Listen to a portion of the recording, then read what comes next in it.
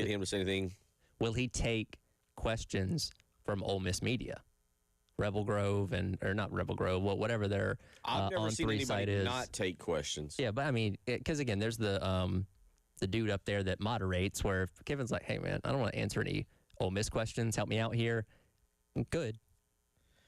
That's possible. I would be now you actually got me intrigued. I didn't think about that possibility for that. Where's our sheets at? Are they around here? I was going to look when he spoke because it'll probably be a circus. But we'll see. We'll see. But that is a week from today. Obviously, next week it gets going on Monday. ACC Media Day getting going also today. Now, yesterday up at Memorial Stadium, Dabo had his own press conference, had his own kind of media deal. He said something that we'll get into today. I saw it this morning. Chapel Fowler, who I know you spoke with before, had it. I think it was a tweet last night. But I'm really interested to talk about what Dabo said about the direction of Clemson and what the goals are for this year. Sure. Because as it pertains to South Carolina, it was odd. It's odd to see where these programs are at and what is being acceptable and what's not being acceptable. We've talked about LSU, what will be acceptable and what won't. Texas, Alabama, so forth and so on. South Carolina and Clemson are right there in it. And I don't think, Tiger fans, that you have Dabo on the hot seat.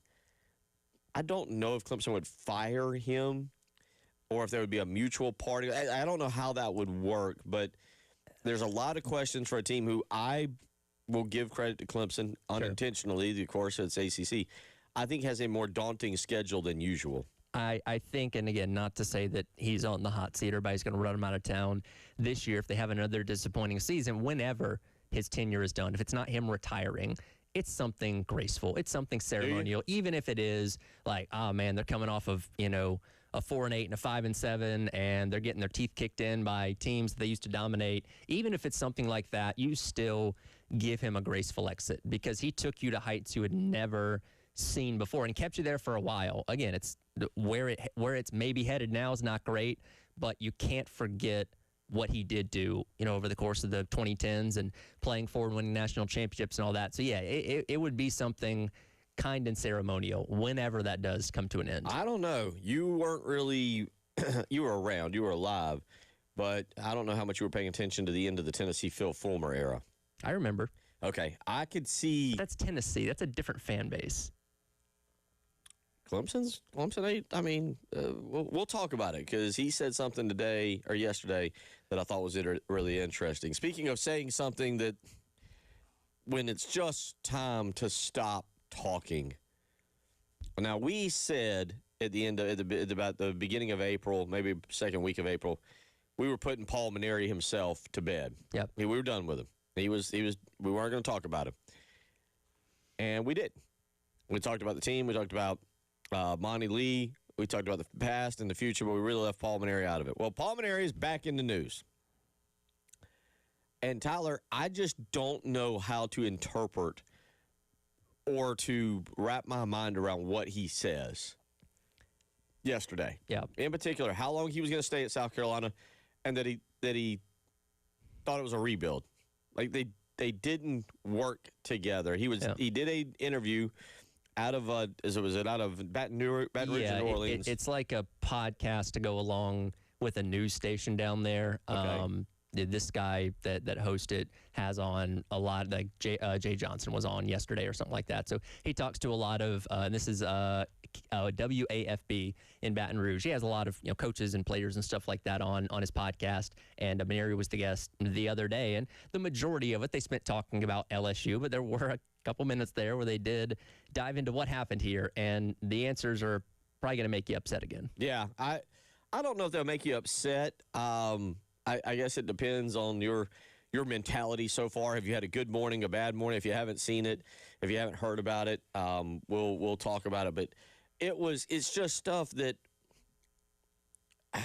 I want to talk it out a little bit with y'all. I want to talk it out just a tad because I'm really, really kind of just dumbfounded that Paul Mainieri is coming out like this and talk. I mean, I don't know if I was like thrilled with the hire when South Carolina made it, but I thought it was a good hire. I understood it. I knew why they did it. And, we were excited to a degree because, hey, this guy's done the things you're trying to get this program back to doing. Yeah. And it's not like he took over a tear-down rebuild. They were in a good spot. They had just played in the postseason. So it was like, hey, man, you got to pull this thing out of the dump like Kevin Schnall's having to do now. It seemed like a simpler process that Maneri just completely torpedoed. I don't know. I don't know. It's a very, very interesting situation. The way Paul Maneri tries to explain it, and you would think he would have thought the answers through. You would be wrong. You would be wrong. So we'll get into that a little bit today as well. Last night, Major League Baseball All-Star Game. Was there investment in it? Did you get into it? I watched it. I mean, that makes it feel like it was that when the way you said that and the look on your face indicates that you were a prisoner that had to watch it. Well, and again, it's the only thing on last night, really, and there's some Braves in it, so keep an eye on that. But it became clear very quickly that the National League was not going to do much hitting last night. Right. And again, it ended up being a 4-0 rout. I think it was the first shutout in like 30 some odd years or something along those lines.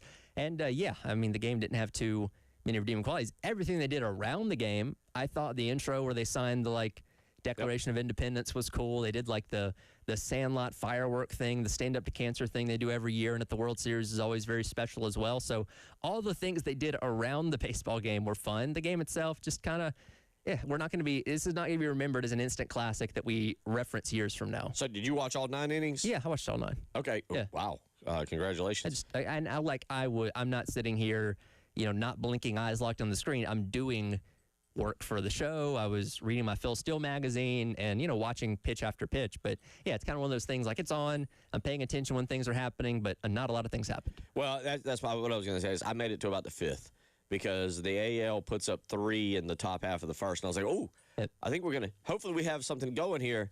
And as you said, then they mow down – just mow down the NL. NL, by the way, if you're wondering, only had 3 hits last night. So they didn't even have more hits than the American had runs. I will say, after the home run, I don't remember what inning that was in, but AL goes up 4-0. I did go take a shower. Okay. Then, and it's like, all right, I checked the score. The game was over. I'm like, okay, I don't feel like I missed anything. Yeah, no. It was around the 5th, I think 5th or 6th, and I was just like, yep, that's good. Did you have a movie that you flipped to this time? I throw it on Big Bang Theory, but I didn't. I was asleep pretty quickly. Okay. I didn't last very long. The Office is always my if I would just want something on the TV, Comedy Central or TBS is always playing it. So that's my go-to. I'll watch. So The Office comes on after Big Bang Theory on TBS. Big Bang Theory comes back on about 11 o'clock on Nickelodeon, 10:30 or 11 o'clock. Well, anyway, I don't know. Something about The Office I've never gotten into. Really? I've just never. I've watched it. There are times that things happen, and it is funny. I think maybe I was catching the first part of an episode last night or something, and what is it? Andy, whatever the guy's name is that does Andy. Mm-hmm. He's calling Jim Big Tuna. Yeah, and then they're trying to explain that. Yeah. So I don't know. I don't know. I'll be honest. That show and Family Guy, it either really the episode will either I'm like that's pretty funny and I laugh, or I'm like that's very cringeworthy. I probably haven't watched Family Guy. By the way, American Dad's better if you want a cartoon to get into. Seen it, yeah. God, I haven't probably watched Family Guy in 10 years. It was one of those things in high school and stuff. Yeah, I'm all about it. Everybody's talking about it. It's fun. And then now I'm like, oh, they're still going. It's like The Simpsons. Oh, they're still doing this. How Family Guy gets away with some of the stuff they put on TV is beyond me. It's very true. Beyond me. But and that's sometimes why I watch, because even I'll watch that and be like, wow. But anyway, so that was last night. Yesterday, World Cup, big upset. I mean, I don't know how when you get to the Final Four like this, and the teams are all good. They're the top 4 teams in the rankings, I think, is what it is. I don't know what an upset is, but I don't think France was expected to lose. I know Vegas-wise they were not. No, I think a lot of people did have them as the favorite. But yeah, I don't know. When you have the best of the best in your Final Four, semifinals, whatever you want to call it, anything can happen. But yeah, it was 2-0 shutout, right? Yep. Yeah. Yep, yep. So that was kind of your sports for yesterday as we really, really wind down. Today will be a no baseball today as they get the day off. Today's the ESPYs. No baseball today. You look forward to that. I'm far more excited about England, Argentina. I'll tell you that. Well, that'll be over before the ESPYs. Good. That means I guess I'll be finding a movie tonight or something. Because do you watch? Will you watch the ESPYs? No, I won't. Okay. I don't care. But I might look at the list to see who won what or something like that. But I don't. Okay. I don't invest my time. I don't even know who the presenter tonight is. I don't know. Somebody, I don't know who it was. I've seen the commercials. They're throwing a hockey stick at him or something. So anyway, so England, Argentina, 3:00 today. That'll actually be a lot of fun. Should be a lot of fun. So good luck trying to keep Jay Phillips on track as that game takes place. 803-404-6100. We come back. We'll get into a little bit of South Carolina football. 52 days until the opener. We'll talk about some stats from that, and also Shane Beamer. You're listening to the Halftime Show.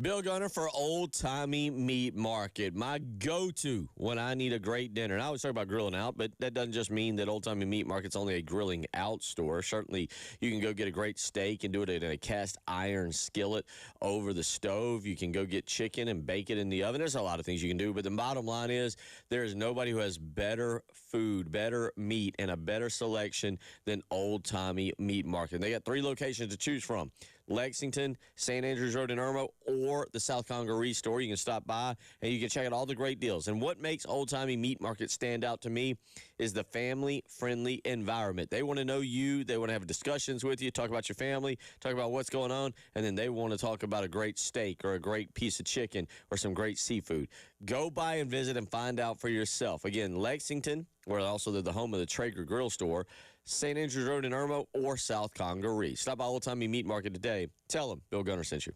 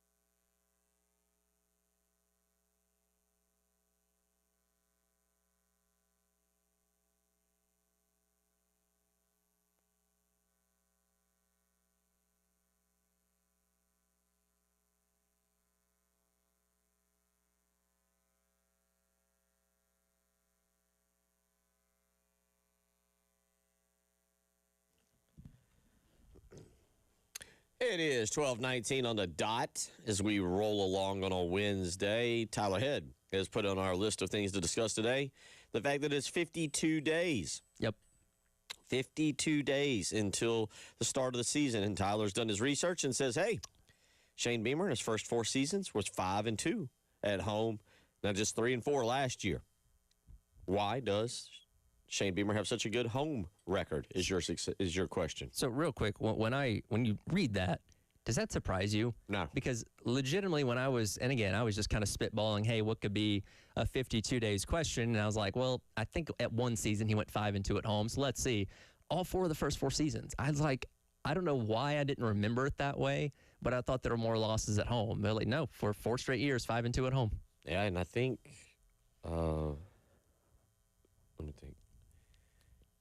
Georgia and Clemson were separate, right? Georgia was away. I'd have to go back and look because I think those losses, have been to elite level teams. Clemson, obviously, 2 of them. Yeah, Georgia 2 came of them in the first 4 years. Right. So Georgia came in 22.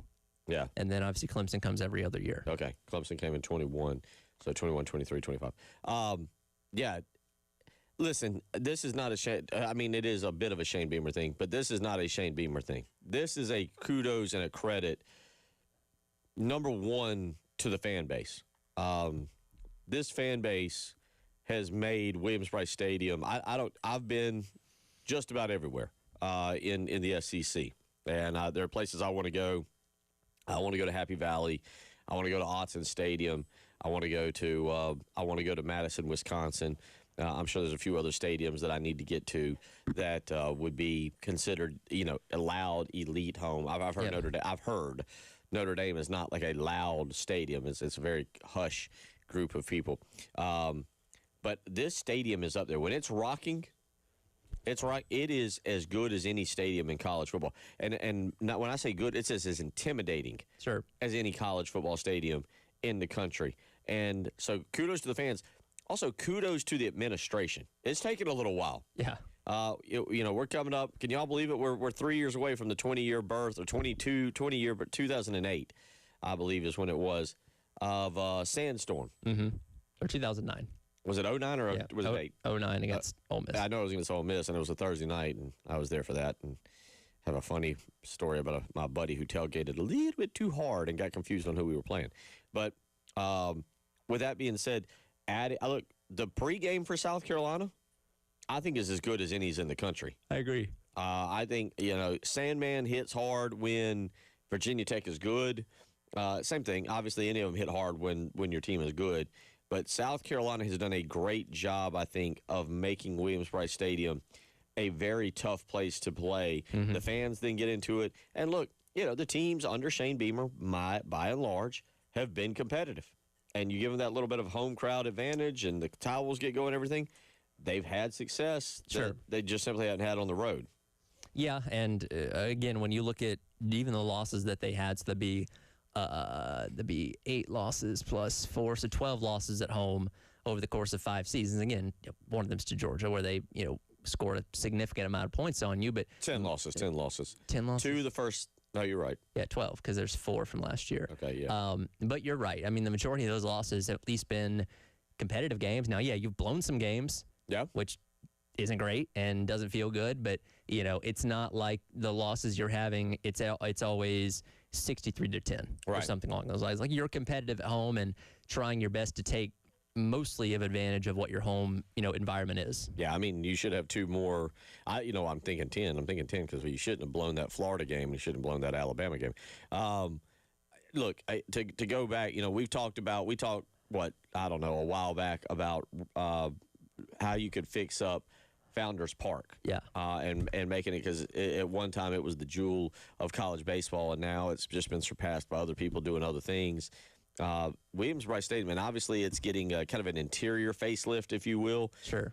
With what's going on with the students, they're going to obviously have the club or it's not a club. I don't know what you want to call it, actually, what they're exactly going to have. I don't know. But The students are going to have a new area. You're going to have the new suites in there. Obviously, they continue to work on restrooms and things of that nature that, again, are not on the field or visible field stuff. But I'm telling you, I think Williams-Brice Stadium, and I think the fans, and again, I want to start with the fans getting credit here because, Tyler, I've been going to football games since 1989 and then started going full-time in about 1993. I've seen that place get loud. The Eric Henry fade, loud. Derek Watson running it in against Florida in the blackout game in 2001, loud. Like, I've seen that place be loud. Ace Sanders running the punt back.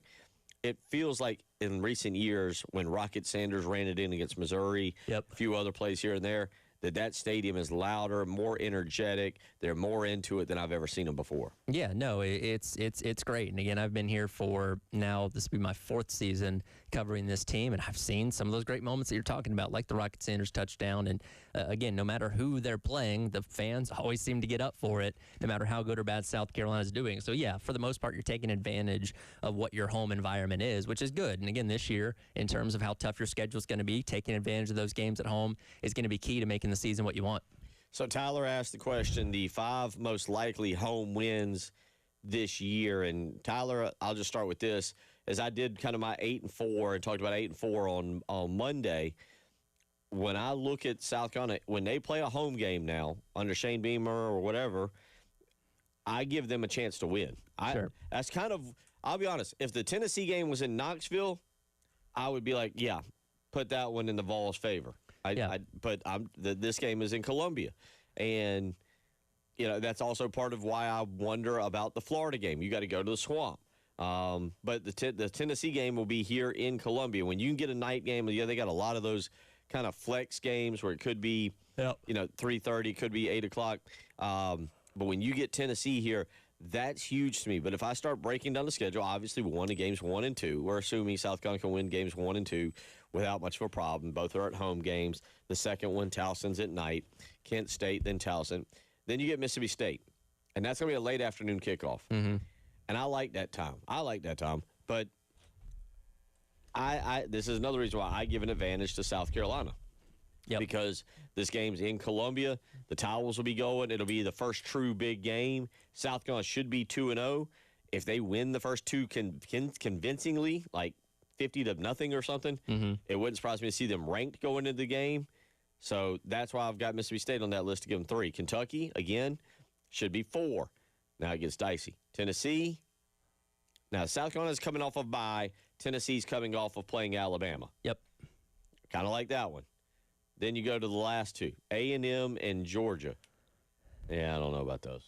I don't know. But A&M, Tennessee, Kentucky, Mississippi State, Towson, Kent State would give you 6 out of the 8. Well, and like we said the other day, if you manage to win 5 of your 7 home games and, can, split the other games on the road, or beat Arkansas, you can't split up 5-game stretch, but come close, like 2 or 3 games on the road, you're in good position to achieve 8 wins. But again, and Beamer will probably say the same thing next week. It's all about taking care of your business at home first, which again, say for last year, they've done a really good job of in his tenure. Which now, again, just surprised me. We will miss, and it will have an impact, I believe, or will it have an impact? Who knows? Maybe we can steal it from Under Armour, pay them for the rights. But the initial, we must protect this house. Yes. Oof. Before we get into all, before you go into all of the pregame stuff, I don't know if there's a Nike. We must just do it. I'm sure they have something up their sleeve. Oh, something. It'll get you fired up. But, that was always that was actually one of the best things about Under Armour was the we must protect this house, because it actually went along with what South Carolina was doing, especially during the Spurrier era. Sure. When they had the big, I think, 18-game winning streak going along before losing that to Texas A&M. If you want to weigh in on that, 803-404-6100. If you got something to say about home games or something you remember. Obviously, they've come a long way since the 80s, a very long way. So if you want to weigh in on any of that, give us a shout. You can text us, give us a phone call, 803-404-6100. It is the Halftime Show.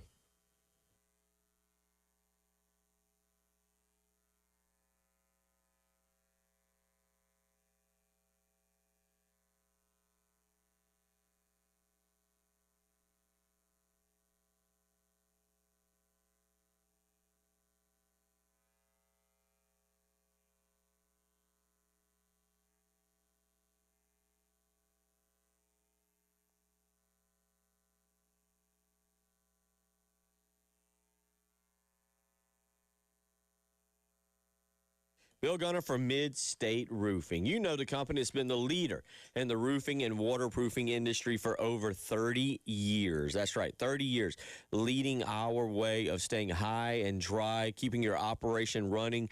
That's because they care about your roof. That's why they think about it. 24 hours a day, 7 days a week. That's right. You can give them a phone call at midnight, 11 p.m., 1 a.m., whatever it may be, and you'll speak with an on-call technician, someone who's ready to help you with either maintaining a maintenance contract or getting a maintenance contract and taking care of a leak in your roof. So give them a phone call, 803-356-1919. Again, that's 803-356-1919. Call Mid-State Roofing today. Tell them Bill Gunner sent you.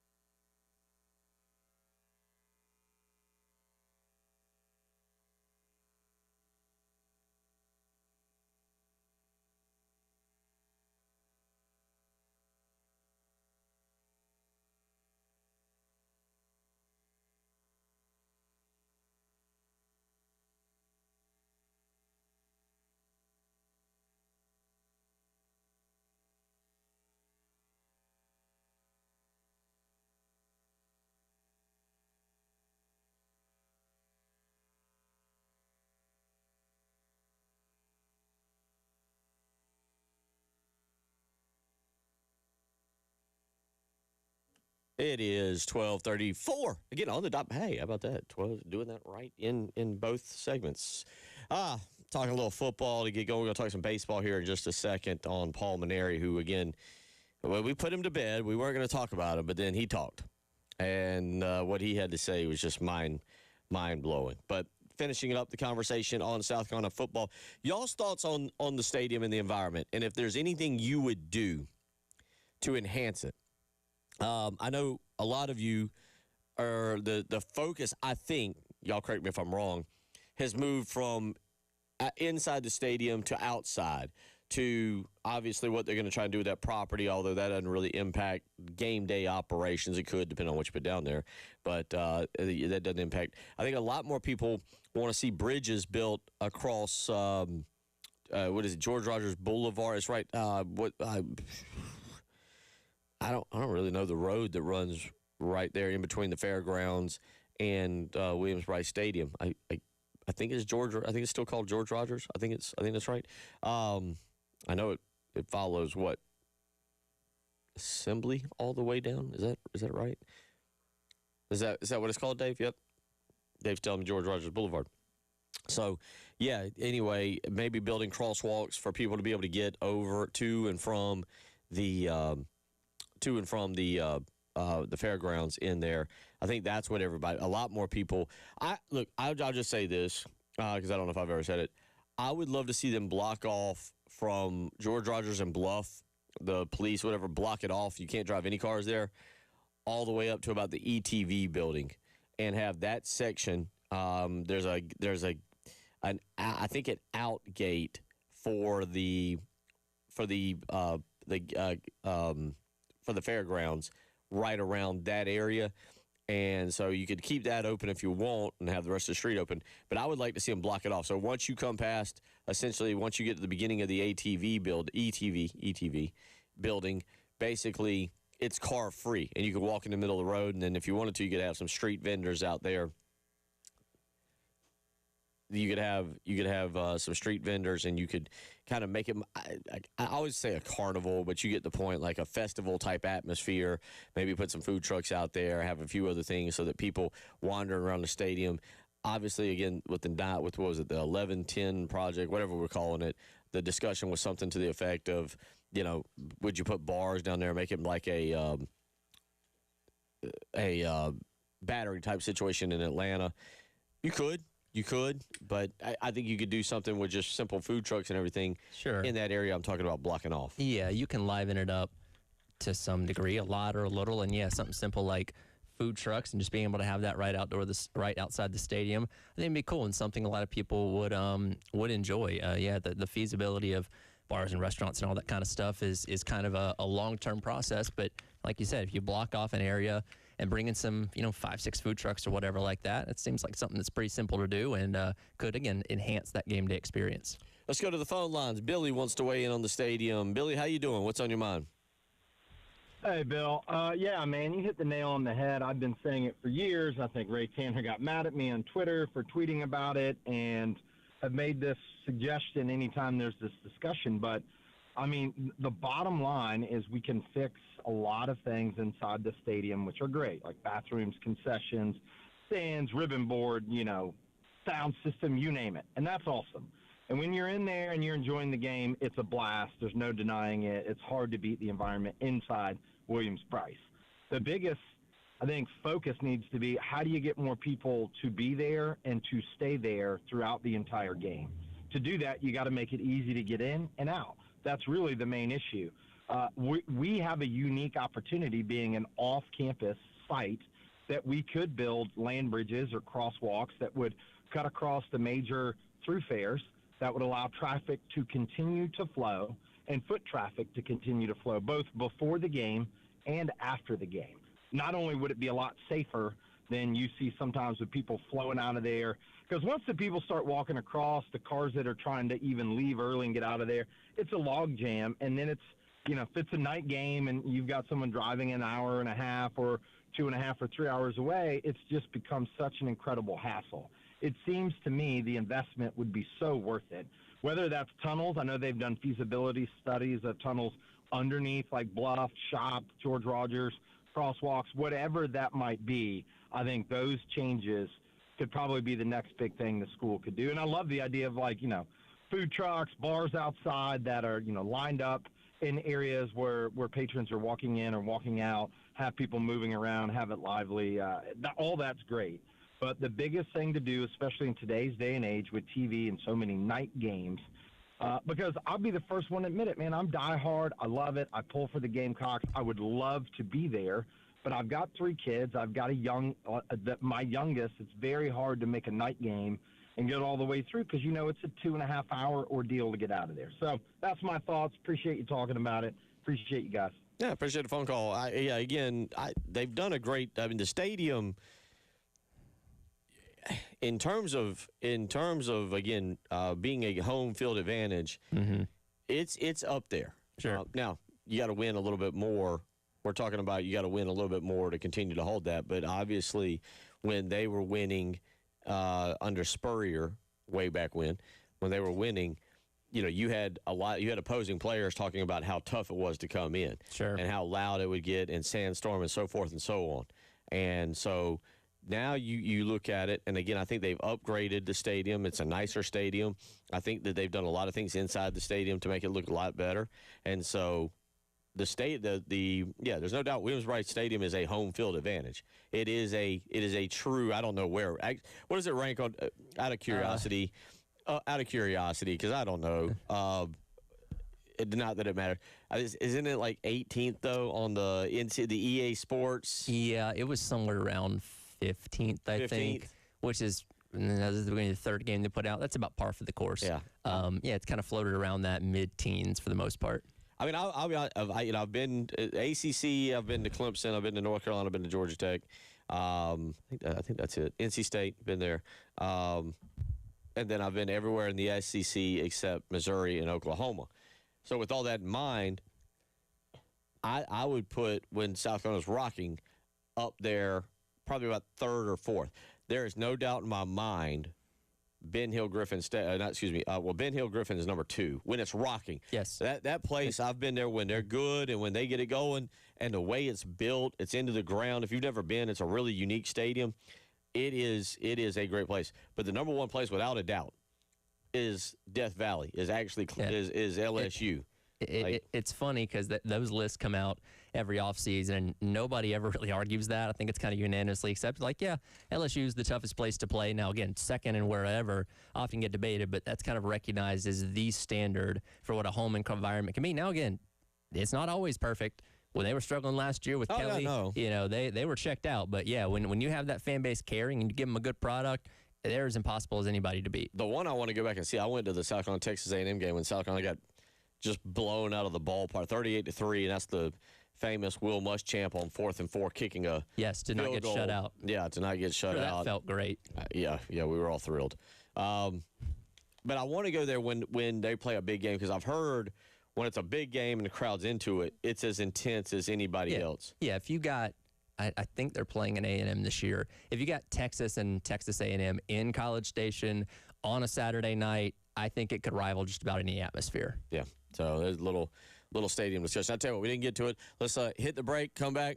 We'll get into it. We'll start our discussion on Paul Mainieri and carry along with what he had to say yesterday. You're listening to The Halftime Show.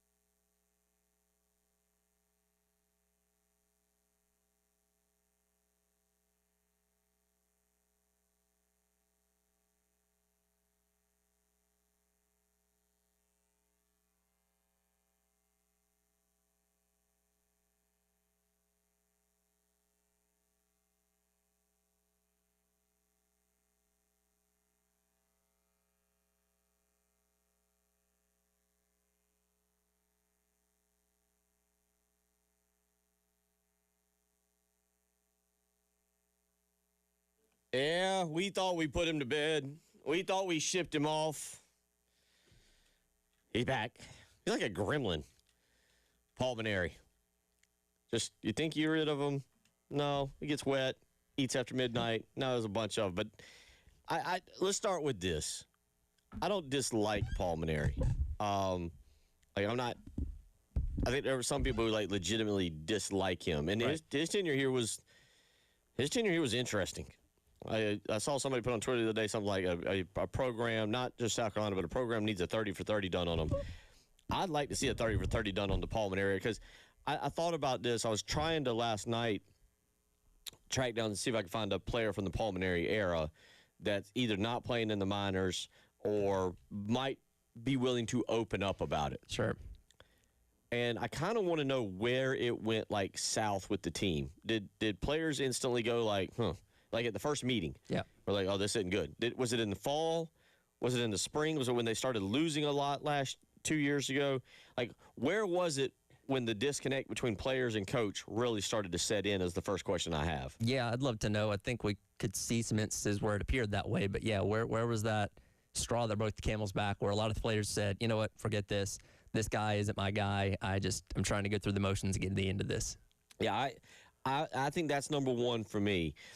Number two is where now we start to get into what Paul Mainieri had to say.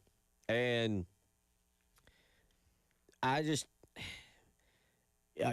somebody hit me up earlier and said it was a cash grab, and maybe it was. I don't know. Paul Mainieri is financially, I assume he was perfectly fine. Sure. Prior to coming to the University of South Carolina, but obviously South Carolina offered him a decent little package, and he took it. Tyler, how do we take the statements that he makes, and I'm trying to pull it back up and read it verbatim. Well, we have the cuts. Oh, that's right, we do. Yeah. Good point. I don't have lost my sheet. Yeah, so let's play Dave, number 4. Here's number 4. This is Paul Mainieri recapping his South Carolina tenure. I went there, and you inherit a team that's got some weaknesses, of course. So the first year didn't go so great, and then we started in the second year when we finally could recruit. But what a different world this recruiting is now, with the transfer portal and open transfers and NIL and revenue share and all that stuff.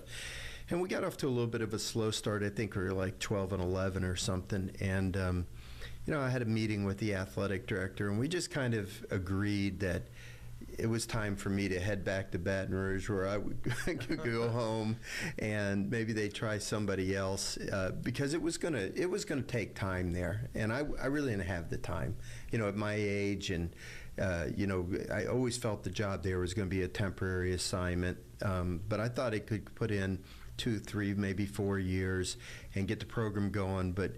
They were a little impatient about it, and I wasn't, really feeling it either. So we made an agreement to head home. But like I told you, I wrote out a lot of lineups in my life. Only 80 of those were at South Carolina. So I hope, it's people's prerogative to judge me however they want to. But, for me, it was just a kind of a short-term thing. He also in there talks about more about the impatience of South Carolina, but he also talks about how, yes, this was a rebuild, and that he was only going to stay 3 or 4 years. That doesn't coexist. No. And we don't have the clip, so again, I'm referencing. But when he took the job in his initial press conference, he said, "I came here to win. It's not a rebuild." Yeah, he took over a good program that wanted to be great, and he went in the opposite direction. But yeah, I mean, and we talked about this earlier, that hey, if you decided to hang on to Kingston, or if you decided to hire Monty Lee back in the summer of 2024, I don't know if this program's, back to the top of playing in Omaha and for national championships, but I imagine they'd be better than what they were these past 2 years. You took a good program that just wanted to take that next step forward and completely cratered it. And again, like you said, going back to his introductory press conference, said, hey, this isn't a 5-year plan. We're going to come in, hit the ground running, and we're going to win immediately. I'm not here to waste time. Well, you ended up wasting everybody's time at the end of the day. We talk about this. We'll get a little bit more into it in the next hour. But what he also says, like, you know, and the best we can really compare it to is Lou Holtz. Sure. In terms of where everything was at. And Lou completely bought in and wanted to resuscitate the football program. And obviously year one didn't go well. It's almost like Mainieri took the job and got here and looked around and was like, I don't want to do this anymore. Yeah. Like literally from day one was like, you know, he got the job, sat in the office, thought this is a great idea. But then remember, I think he said one time his family didn't come. He would sit in his whatever, I forget, hotel room or condo or apartment and just call recruits. And he was like, I didn't go out. Like, he did nothing to try to endear himself to the community or just be a part of it. I mean, it's, again, there's a part of me that's almost like he took this job, did the opening press conference where he won, and then the next day was like, this was a bad idea. Yeah, pretty much. And again, he kind of made himself miserable by, again, being isolated and, like you said, not embracing the community, which this fan base cares a lot about. And, yeah, I mean, we knew that this was something that wasn't going to be, 8-10 years or anything like that, but it was reasonable to think that he could come in here and have success relatively quickly and get the program back to a decent place for whoever, Monty Lee or whoever, to take it on for the next 10, 15, 20 years, whatever it may be. But the problem is he went in the complete opposite direction, and now Kevin Schnall is having to pull it out of the gutter. I don't know. It's over and it's done with, and we're going to kind of discuss it, and then tomorrow we move on, unless Paul Mainieri gives another interview in which he says things that are questionable. I don't know if we're due or if we're owed an explanation from Ray Tanner on this, because I saw somebody post somewhere, was this the worst hire in South Carolina athletics? Yes. Yeah. Yes, it was. And Darren Horn was a bad hire. Steve Newton was a bad hire. Darren Horn was a bad hire in those sports. You look back, Chad Holbrook and Mark Kingston, they weren't great, but they weren't bad. They were average. What they did, their success level, their success rate would have been great at 70% of college baseball programs across the country. It just wasn't in South Carolina. Yep. Paul Mainieri, I would like to know I would like to know detail for detail from the man himself, from the horse's mouth, Ray Tanner, how that went down. Because unfortunately for Ray Tanner, we talk about his hirings and some of the things he did. Ray Tanner was fully devoted to the University of South Carolina. This was a bad hire. We're out of time. I'll come back in the next, finish that thought. We'll get into a few other things. It's the Halftime Show.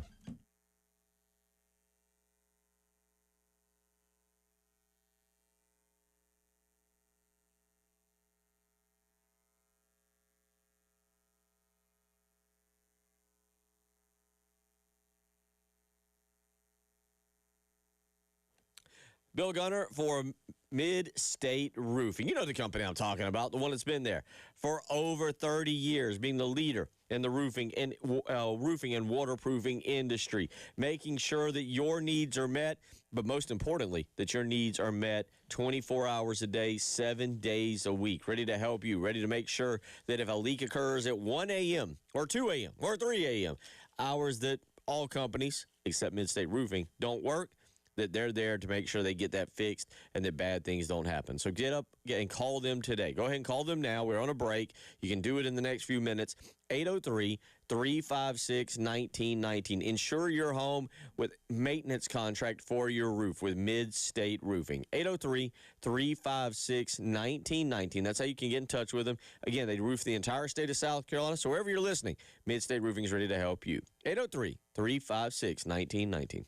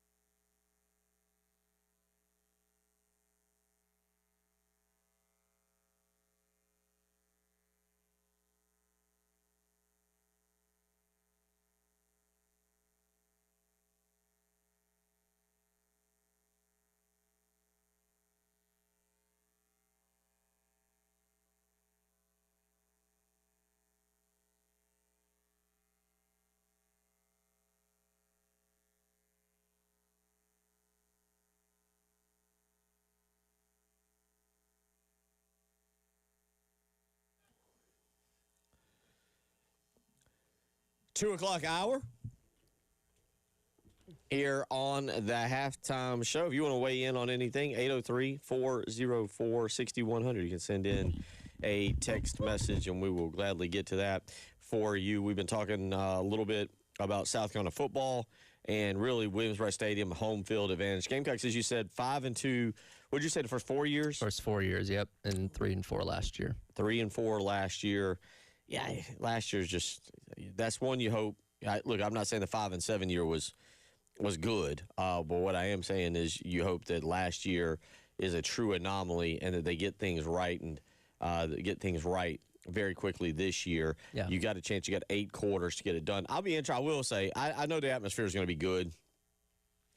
I am interested to see how exactly the atmosphere is for the opener with it being a noon game. Sure. You know what I'm saying? Like hot. Yeah. It's hot. We're used to it, but It's not going to be as hype as, especially with the team coming in, as opposed to like if Miami did come and you got a night game or something like that where you have all day to build up. Like, yeah, it's going to be exciting to the standpoint of you haven't seen the team play in 9-10 months, whatever it is. So you're seeing them out there. But yeah, I think the hostility of the crowd will probably quiet pretty quickly as everybody is trying to conserve their energy with how hot it's going to be. A lot of texts coming in. Tommy weighs in. Bottom line, Ray Tanner was bad hire as an AD. I mean, I think he did some good things, but hard to argue with that, Tommy. One day maybe we'll break that down a little bit more. Josh says, Bill, I'd like to know how the relationship is now between Tanner and Paul Paul. I would be a little curious about that. I bet it's fine, but I'm not taking a shot at Ray Tanner, but I wonder if Ray fully understands the knock on it. He already had a few, but the knock on his reputation because of hiring these baseball coaches. Sure. I think he does. He's a pretty smart man. Yeah. But just the way the program went, 3 straight College World Series appearances, winning 2 of College World Series championship game appearances, winning 2 of them, to then where it's at now. And you hope Kevin Schnall's the guy. Yeah. But I do wonder that. Well, and this was supposed to be the hire that set this program up for long-term success. Because, again, we knew that, I guess we didn't know at that time, but Ray Tanner knew at least that he was going to be stepping down, and Jeremiah Donati, maybe didn't know Jeremiah Donati at that point in time, but a new AD was going to come in. So this was your last chance to make a baseball hire, to make the hire for the program that you took to the mountaintop and hopefully set it up for success for years and years to come, where ideally, again, let's say Mainieri hung around for 5 years. Maybe they made a trip or 2 to Omaha, and then whoever hands the reins over to somebody else, and they keep the train rolling. And we'll go back and say, this is because Ray Tanner made that hire in the summer of 24 with Mainieri, and that got everything back on track. And now Jeremiah Donati is going to get all the credit for whatever the Schnall era is, because that's his guy. That's who he hired. He had to get rid of the guy that Ray Tanner left behind and bring in somebody that we believe is going to get this program back on track. Texter says Richard Bell was the worst hire South Carolina ever made. Yeah, I mean, he only lasted 1 year. Richard Bell in 1982, though. I wasn't. I was born. I wasn't. Yeah. I was less than a year old. I'm just looking at the numbers on Richard Bell, and he was 4-7. And he only lasted a year, and he lost to Furman, 28-23 at home, and that's embarrassing. He also lost to 4 different ranked teams that year. 7 losses, 4 different ranked teams. He did beat Pacific and Richmond, kudos, and Cincinnati and Navy. But he lost to Georgia, number 7. He lost to number 14, LSU down there. He lost to NC State at Carter Finley. He lost to Florida State here. And he lost to number 10, Clemson. What a weird conversation this is all of a sudden. Like, who is the worst coach? Sure. I get it with Richard Bell, and I wasn't around to truly see how they played and if they were just bumbling around the football field in those 7 losses or how it kind of played out. But I will say I don't think I wouldn't put Mainieri was and then now that Mainieri's talking, it's gotten worse and worse and worse. If he never opens his mouth to talking to the advocate or whatever down there a couple of days after he's let go, or do this interview the other day as well, then we still remember him, but he's not somebody that's kind of present at the top of our mind, say, that was a mistake, terrible for the program, moved on. But he keeps popping back up And he's hard to ignore because, again, what he says and his view of how things went at Carolina definitely skewed considering what he said when he arrived and had his opening presser. 803-404-6100. So we've been talking about that. Also, again, talking about Williams-Brice Stadium. And again, if you look at the here and now in the 2020s, this particular decade, it has become one of the most difficult places to play in the country. And we talked about Shane Beamer being 5-2 at home. Yep. And, you look back at previous decades, it's always been a good place to play. South Carolina going through, if you go through your, the Rolodex of teams, playing the independent, they played some really good teams in the late 70s and the 80s. Sure. And that doesn't give an excuse to lose ball games. Right. But it's not like when they were playing in the ACC, where if you're in the ACC, you probably should have a good home field if you're a good team. Yeah. Because of who you've played for so long, whereas the SEC and top of that with, again, a lot of those games playing Michigan, playing Southern Cal at home, playing, again, so many good teams back in the day, they didn't win quite as much as they should. So with all that being said, you look at, again, South Carolina's home field advantage now, definitely. I want to go, the one I want to see, because I've heard so much about it, is Autzen. Yeah. I want to see Autzen Stadium there up in Eugene. Okay. Yeah. That's considered one of the best. Unique environment, different environment, and passionate fans. The thing I would wonder about that is the look of it. Again, is that it's more like kind of like a bigger bowl shape instead of straight up. Like, Sure. I go back to Ben Hill Griffin. Clemson's straight up. You go sit in the upper deck of Clemson, you basically, our good Lord can tell you what the next play is. Yeah, like, yeah. Clemson is when it says Valley, Sure. It's Memorial Stadium. That's what Clemson is. But when it's truly in a valley and it goes straight up, Ben Hill Griffin is the same way. Tiger Stadium, Death Valley down in Baton Rouge is the same way. Tennessee too, straight right? up. Tennessee's, yeah. Yeah. Tennessee's a weird stadium. Okay. Like, I know I'm in the minority on Tennessee, Okay. but I love going to Tennessee. I love going to Tennessee. I think it's got great tailgating. I think it's just that river being there is beautiful. And obviously South Carolina playing them for so long right around Halloween or, the end of fall. Or excuse me, is that the end of fall? But I guess the end of October, beginning of November, I'll admit, I love driving through the mountains and seeing the foliage. Yeah. Just everything about that Tennessee. I think it's foliage. know that. Well, it's a 10-year long running. I did say I see. foliage. Okay, but, I gotcha. Foliage, long time ago. And I see. boy, you'd have thought I completely insulted somebody's mama. But with all that being said, no, Tennessee's an interesting stadium. Alabama. See, again, we've talked about Alabama in terms of South Carolina. They're so used to winning and winning big. Sure. I've never really been there for that stadium to truly be a home field advantage and get loud. Yeah, it's not the raucous home environment, especially for a team like Carolina coming there a couple years ago, where I think you went to that game that, like, again, they didn't really view that as a threat. Now, it ended up being a really good game, but it's harder for them to get up for those type of games because, again, they're used to dominating and winning those games big. 803-404-6100, how you can weigh in. So we've spent a lot of time, and we're going to continue to spend a lot of time talking about the 2026 season for South Carolina and what the expectations are. Yep. What I said 8-4, and I didn't say 8-4 is the expectation. I think it's more. But with all that being said, what is acceptable and what do you want? Dabo Swinney met with the Clemson media yesterday at Memorial Stadium, and he said something that I'm really intrigued to know what people think. Okay.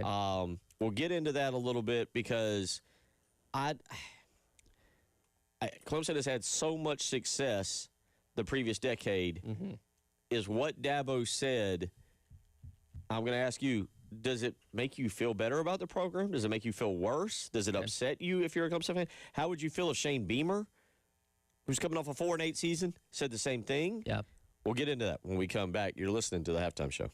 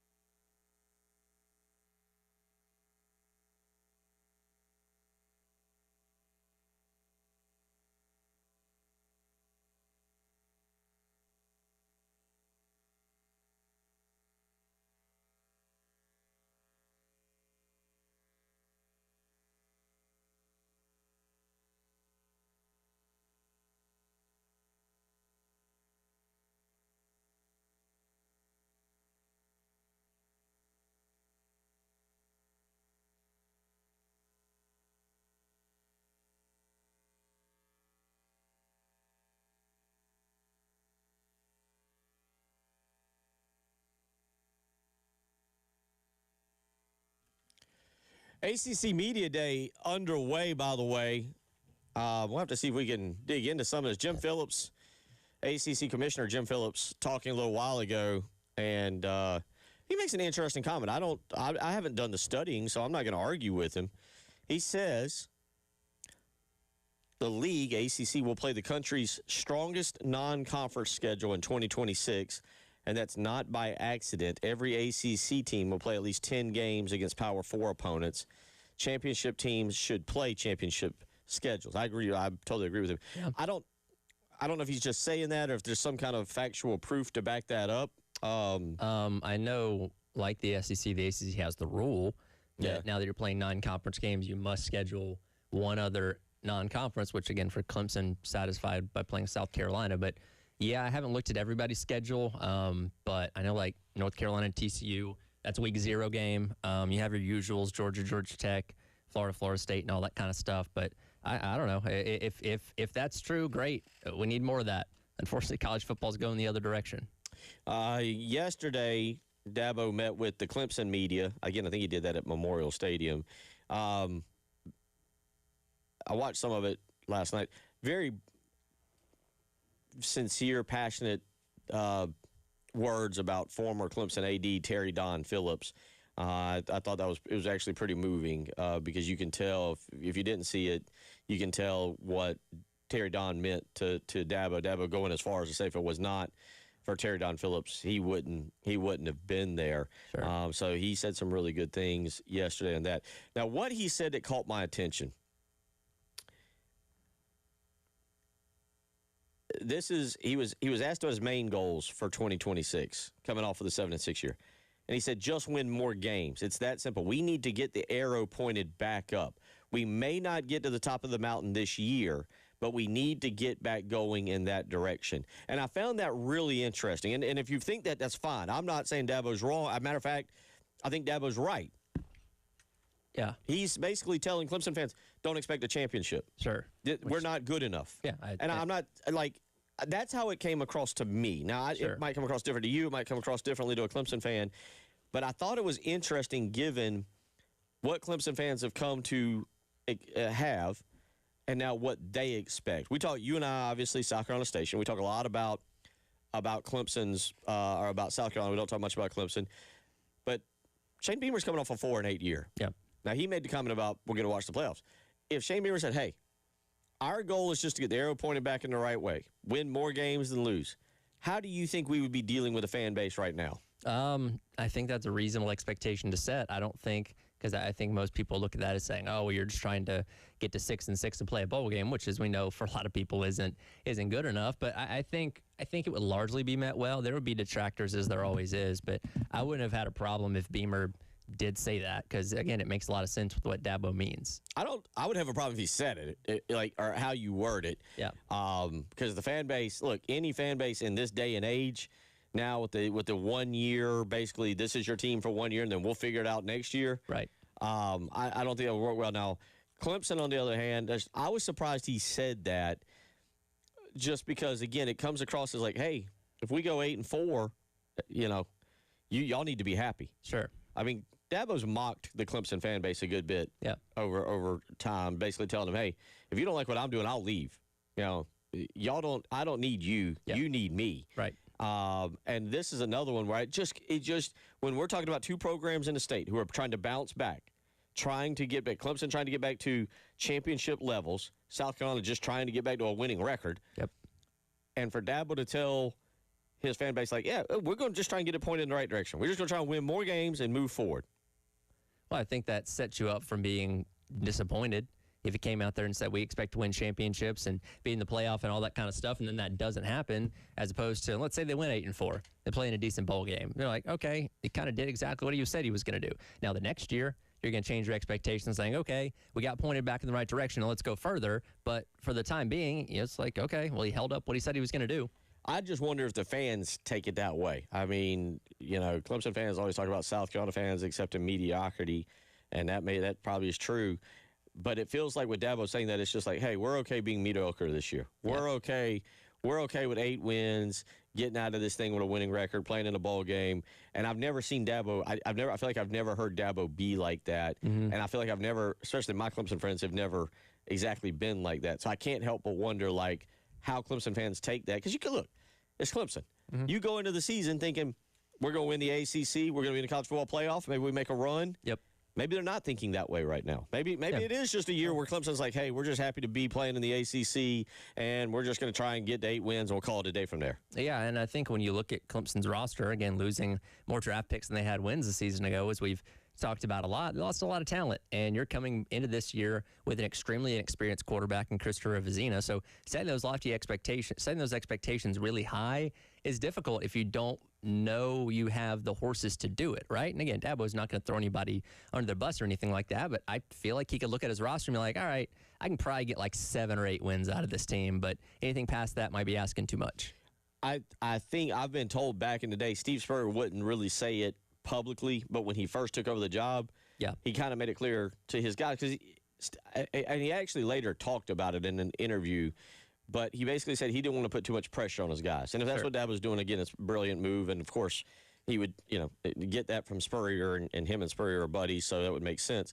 But he said, our goal is to win more than we lose and go to a bowl. Yep. He said in his first few years, he knew they couldn't win a championship. Sure. He knew they didn't have the horses.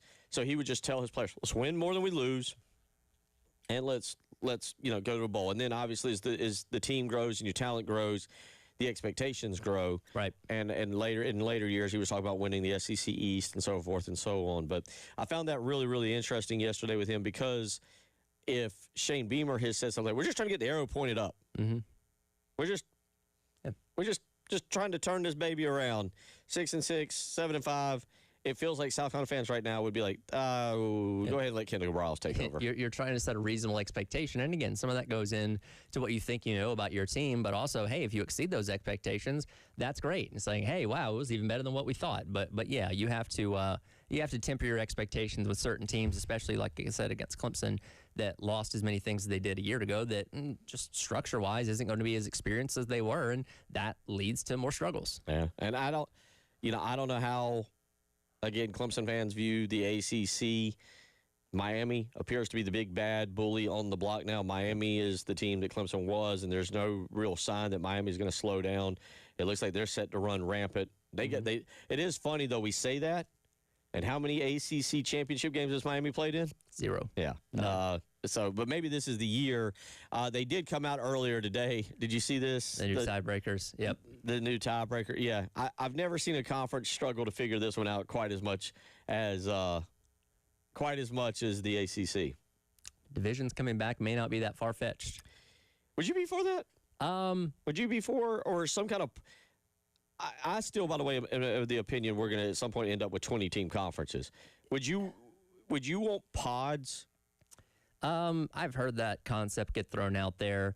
I'd like to see it in action before I believe one way or the other of how good it's going to be. I like the fact that right now, just talking about the SEC, that you have the opportunity to see everybody home and away in a 4-year stretch. Yeah. Or if you went to divisions, that's not going to happen. And I don't know how many crossover games you'd have, but it'd take a while for you to experience everything and every other fan base to experience you, as opposed to what you have now. So I like that. But again, if we keep getting into these complicated things with tiebreakers, some conferences are going to get fed up and say, you know what, we're back to East-West or North-South, or what was it, the Coastal and Atlantic for the ACC, something to differentiate the two to decide a better representative for the championship. What was the Big Tens? Remember the Big Leaders and Legends. Originally, then they went to like East-West, but because nobody could figure it out. Yeah, it's like, okay, so Penn State and Ohio State are in the Legends, but Iowa's in the Leaders. I don't know. Yeah, it was weird. They tried it and it quickly went away. But yeah, it's not far-fetched as these conferences continue to realign that maybe that kind of thing can come back. 803-404-6100 is how you can weigh in if you want to. Chris says Miami versus everybody. He says nothing better than making an opposing stadium sound like a library, especially in an SEC venue. Chris, by the way, is consumed by the SEC. Yes, he's a big Miami fan, and hey, go do it, man. I mean, again, you proved to the world that you could be in the mix and play for the national championship. Take that next step. You think they will? I think it's possible. Again, the ACC is not as deep as other conferences, but yeah, if Miami won the whole thing this year, I wouldn't be shocked by it. If they ran roughshod through the entire ACC, wouldn't be surprised by that either. It's top heavy, and Miami's the heaviest right now. Yeah, it seems. I saw something the other day from one of the national writers, Pat Forty, Dan Wilkin, somebody I don't remember who was just coming across, and they had a small little snippet on the ACC, and it said basically the team with the second best chance behind Miami was Louisville and Jeff Brom. And going back to this Clemson thing too, I still am a little baffled by Dabo Swinney not being in ESPN's top 10 coaches. It kind of goes to show you how far that program has now fallen. And going back to the pointing the arrow in the right direction, what he can do to get them back, or if they will ever be as competitive. They'll never be what they were, and that's no offense to Dabo or anybody. That's going to be hard to do in general in college football. Yeah, Alabama will never be what they were. It's just just a different vibe, different way of doing college football right now. I mean, Georgia's still really good, but look at Georgia. And right. I think that's about as well-run a machine as you can have in college football. And Georgia's, I'm not sure where Georgia will win another national championship under Kirby, but they're not going to go on a run, a dynasty like I think we thought they were several years ago. Let's go out to the phone lines. Tommy wants to weigh in. Tommy, how you doing this afternoon? What's on your mind? I'm good, man. I was thinking about the wins and losses that Carolina has suffered and won over the past few years. We are basically built on hope. Hope that we can do this. Hope that we don't lose this many. But at the end of the day, you don't know what to build your team or your fan base up with verbal commitment. Would you say? You say that again? You don't know what to build your team up with verbal what?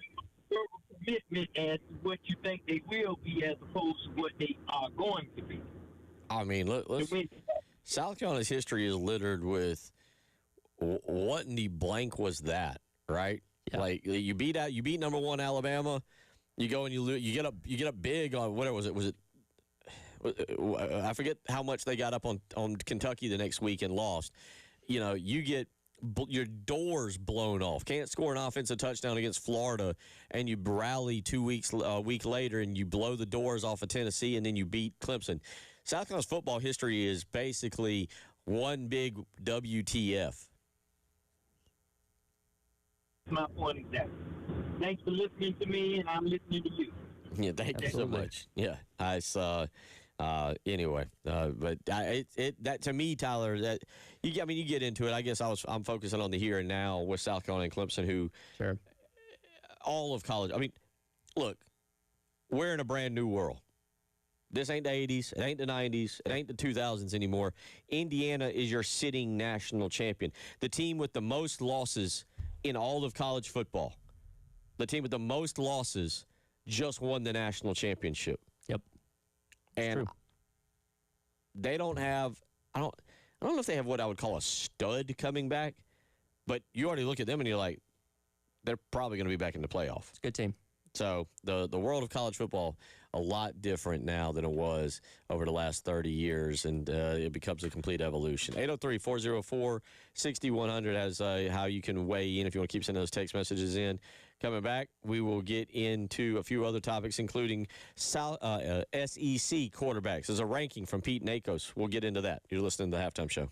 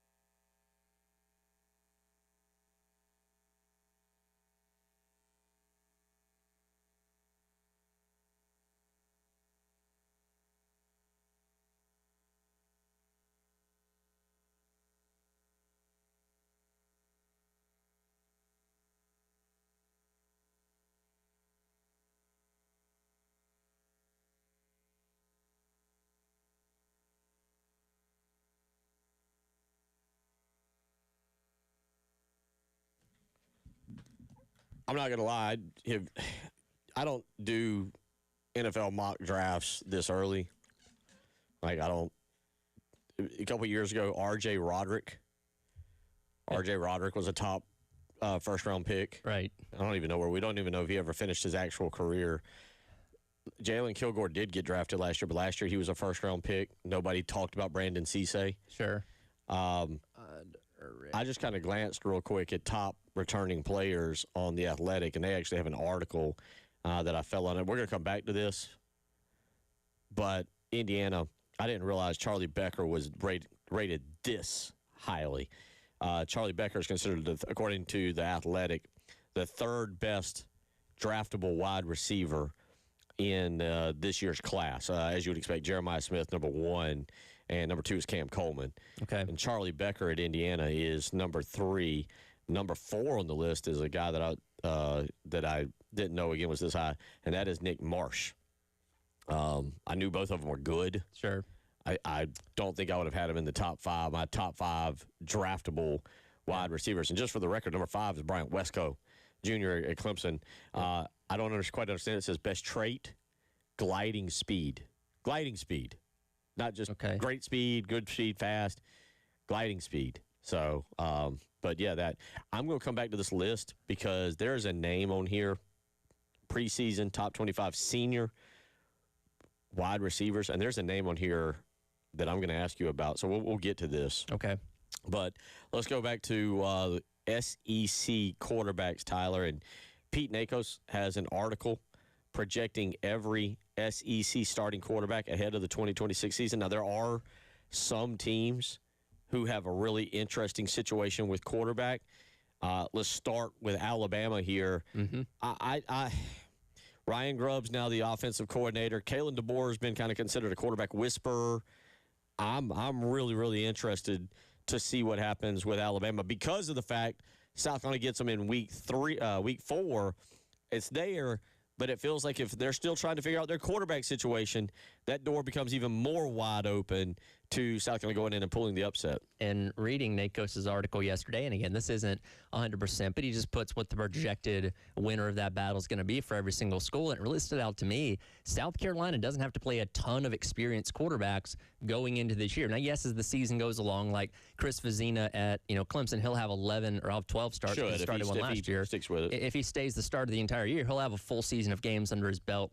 By the time South Carolina gets there, but it's a stark contrast because 7 of the 10 FBS quarterbacks, that again includes Clemson, that Carolina will see this year go into this season with 2 or fewer career starts, as opposed to last year where 6 of the 10 had 12 or more. So you're seeing a lot less experienced quarterbacks this upcoming year. Now, again, like you said, with Keelan Russell, who's anticipated to take the Alabama job in the battle with Austin Mack, he could go out there and be Johnny Manziel, right? He could throw for 1 million touchdowns and clinch the Heisman Trophy and win the national championship. And we're all going to say, wow, that guy really, showed out in his first year as a starter. We don't know. And again, to your point, you're going to get them very early in the season, so you're hoping that he's still figuring things out when that game comes along, in addition to Kenny Mincy with Kentucky, you get early in the season. Whether it's Aaron Philo or Tramel Jones at Florida, you also get them in the first half of the season as they're trying to figure things out. So this is something that could break South Carolina's way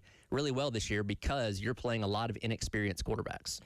The Philo situation, I think, is a little bit different just because he comes over with Buster Faulkner. Right. So while you say he's trying to, his is getting used to being a starter and having to do it as opposed to the other guys that you're referencing. Yeah, the only knock on Aaron Philo is he wasn't as good as Haynes King, which a lot of quarterbacks last year weren't. So, yeah, he's going to have more familiarity coming over with, Buster Faulkner. So that might give him a little bit of a leg up there. But regardless, overall, in the entire 10 teams you're going to play in the FBS, a lot less experienced quarterbacks than you saw last year. Well, you say that. Again, my point when I said 8-4 the other day, it seems a little more realistic.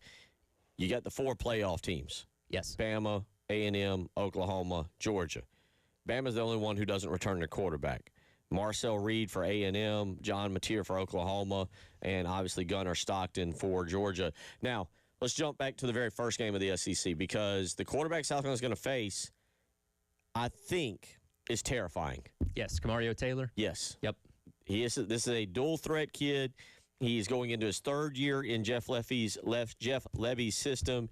He played a little bit as a freshman and then played in all 11 games last year as a sophomore. This is a young man that is a dual threat playmaker. I think there might be some questions about his arm, just accuracy, but the bottom line is he's a guy that is they're gonna run the quarterback. He's a lighter, if you will, Lenora Sellers. I think that's a fair. He's 6'3", 205, whereas Sellers, 6'4", 250 almost. Yeah, and to the point of what he did a season ago, while Blake Shapen was your starter for most of the year, Taylor did start a couple games at the end of the year. They still utilized him in rush packages a lot. He ran for 500 yards and 8 touchdowns. So while he wasn't the starter for most of the year, he was featured heavily in that offense, and obviously somebody that you're going to have to account for when it comes to his legs when you play them in week number 3. So, yeah, he's somebody that I think is going to cause problems for a lot of teams this year. I think a lot of us, myself included, have overlooked Mississippi State and just been like, well, they've been bad. South Carolina should take them down. That shouldn't be a problem. And because, a lot of it has been, it's year 5 for Shane Beamer, year 6. So the bottom line is we should take down. Camelo Taylor's a problem. Yeah. And if you haven't seen it, you need to go back and watch and do a little homework on him. He's scary. He is. And to your point of we just kind of look at what Mississippi State's been since Mike Leach passed away, they're bottom of the SEC. Don't worry about them. And, in Lebby's first year, they went 2-10. Right. They won 5 games last year. They took, Tennessee to overtime, Texas to overtime, I think. So really close to beating 2 pretty good and 1 really good team in the regular season to maybe get to 7 wins. So they are making steady improvements. Again, Lebby calls the offense there. He brings back Zach Arnett, who was a good defensive coordinator, bad head coach when he had to take over from Mike Leach. So that is a team that will probably get picked at the bottom of the conference next week at media days, but they're dangerous. Remember, they won right out of the bat. Now, Arizona State, Northern Illinois, Alcorn, and Southern Mississippi. But, yes, their second win was 24-20 over at that time, number 12, Arizona State. And then you're right, in week 5, they lost to Tennessee in overtime. That was a great one if people remember, 41-34. And then you mentioned it at home against Texas, had them on the ropes, 45-38. Also lost to Florida in Gainesville by 2. That's right. 23-21. So, 3 of those games could have gone either way. And instead of being 5-7, you're talking about a Mississippi State team that's coming back 8-4, and also 4-4 in conference. So it would be a totally different look for them if they pull out 2 of those overtime games and that Florida game. Yeah, it's a team that's going to surprise a lot of people. And again, you get them for the first conference game coming up in week number 3. So we'll see what that matchup's going to look like. But yeah, I think a lot of people are going to go into that, expecting Carolina to handle their business. But be warned, it's a tricky team. 803-404-6100, just kind of going through the rest of those as you would expect. Again, you've got you've got Lenora Sellers for South Carolina. You got Gunnar Stockton for Georgia. Sam Levitt for LSU. Now, the other one there that you mentioned, and he's pretty much set as a starter, is Kenny Minchey for Kentucky. And you mentioned it. That'll be in week 5 for South Carolina here at Williams-Brice. Yep. You wonder if that's where maybe some of this environment that we've talked about comes into play.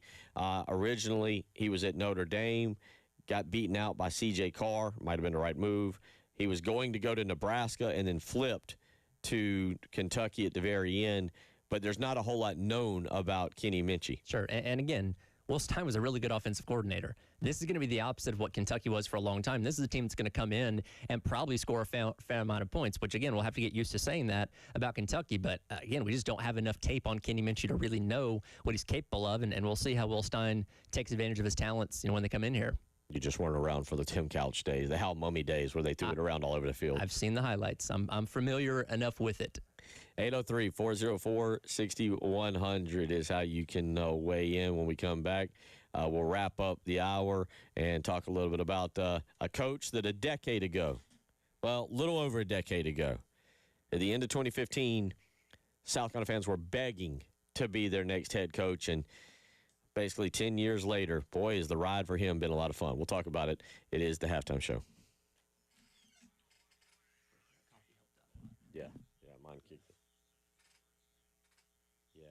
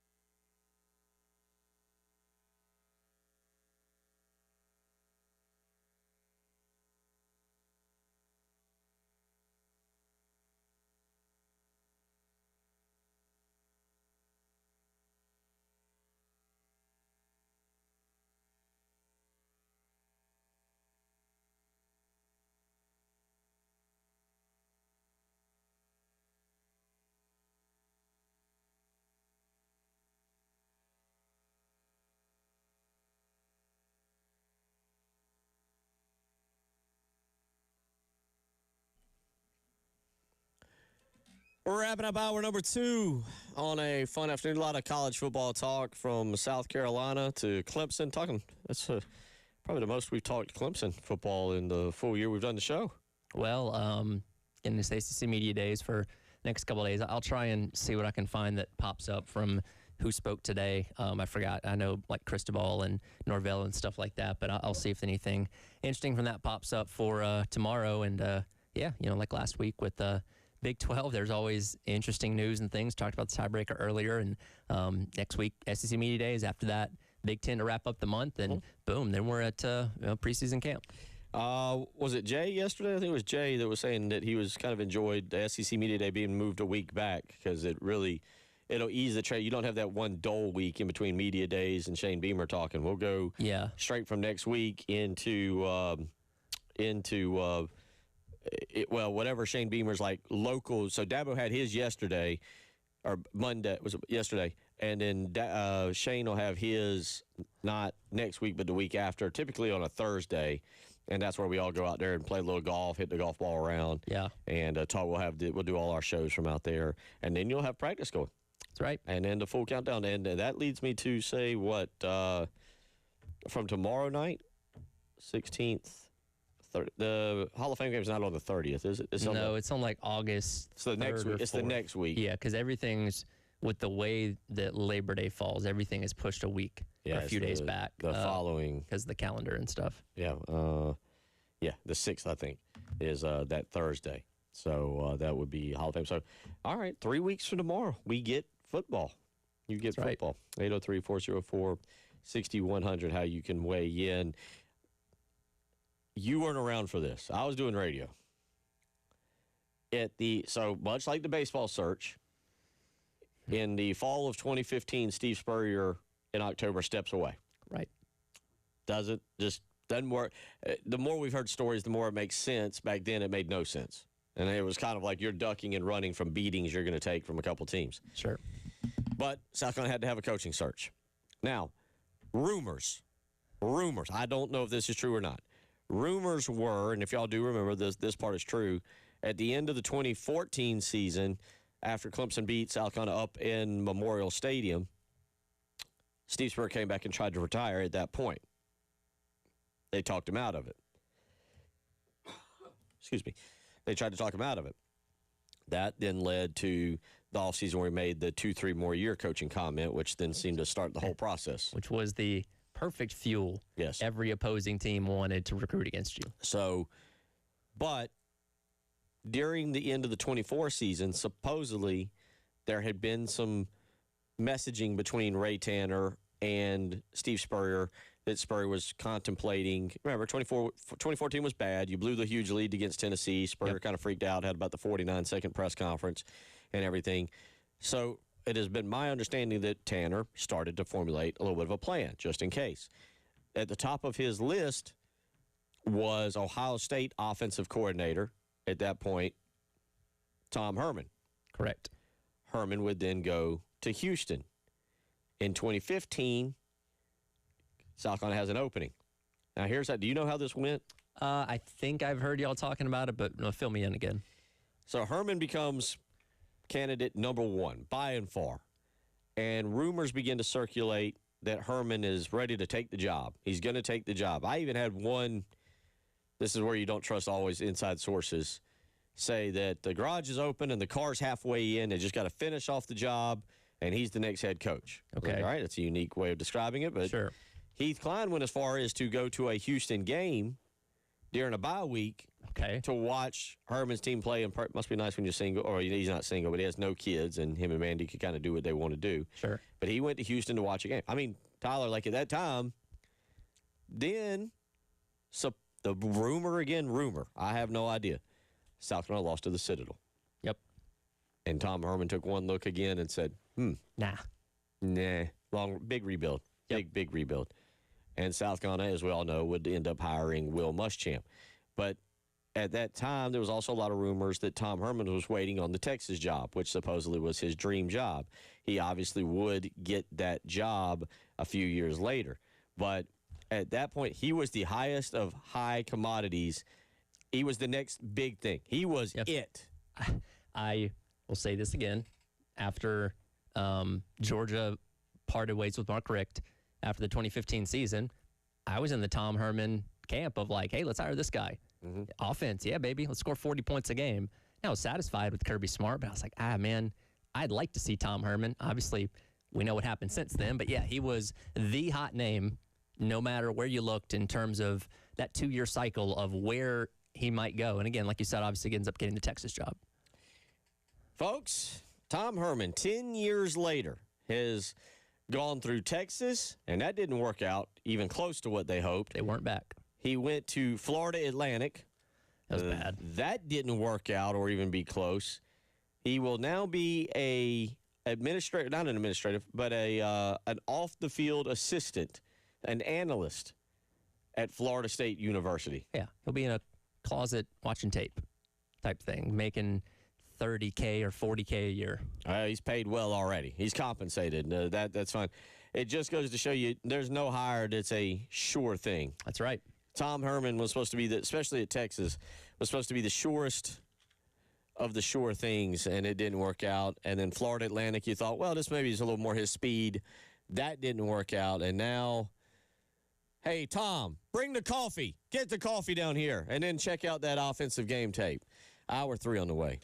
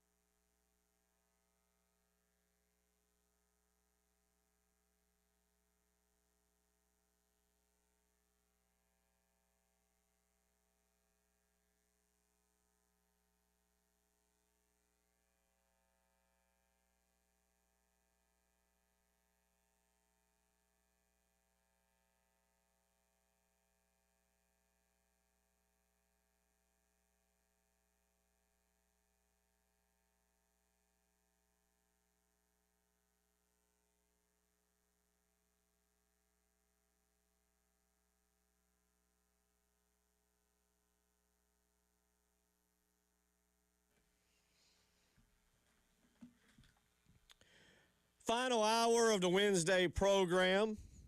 And then tomorrow we'll catch up with our good buddy Doug Turnbull. Talk a little NASCAR, the one and only NASCAR Survivor Challenge. I'll have to ask him what time he went to bed Monday morning because he's a pit reporter. So he had to be out there the whole time. Well, he's got a good job. Does a good job. So we'll catch up with him tomorrow. You said you did the best this past week. He's got me by a point, so now he's up by a point on me. Yeah. Total standings. We're just past the halfway point.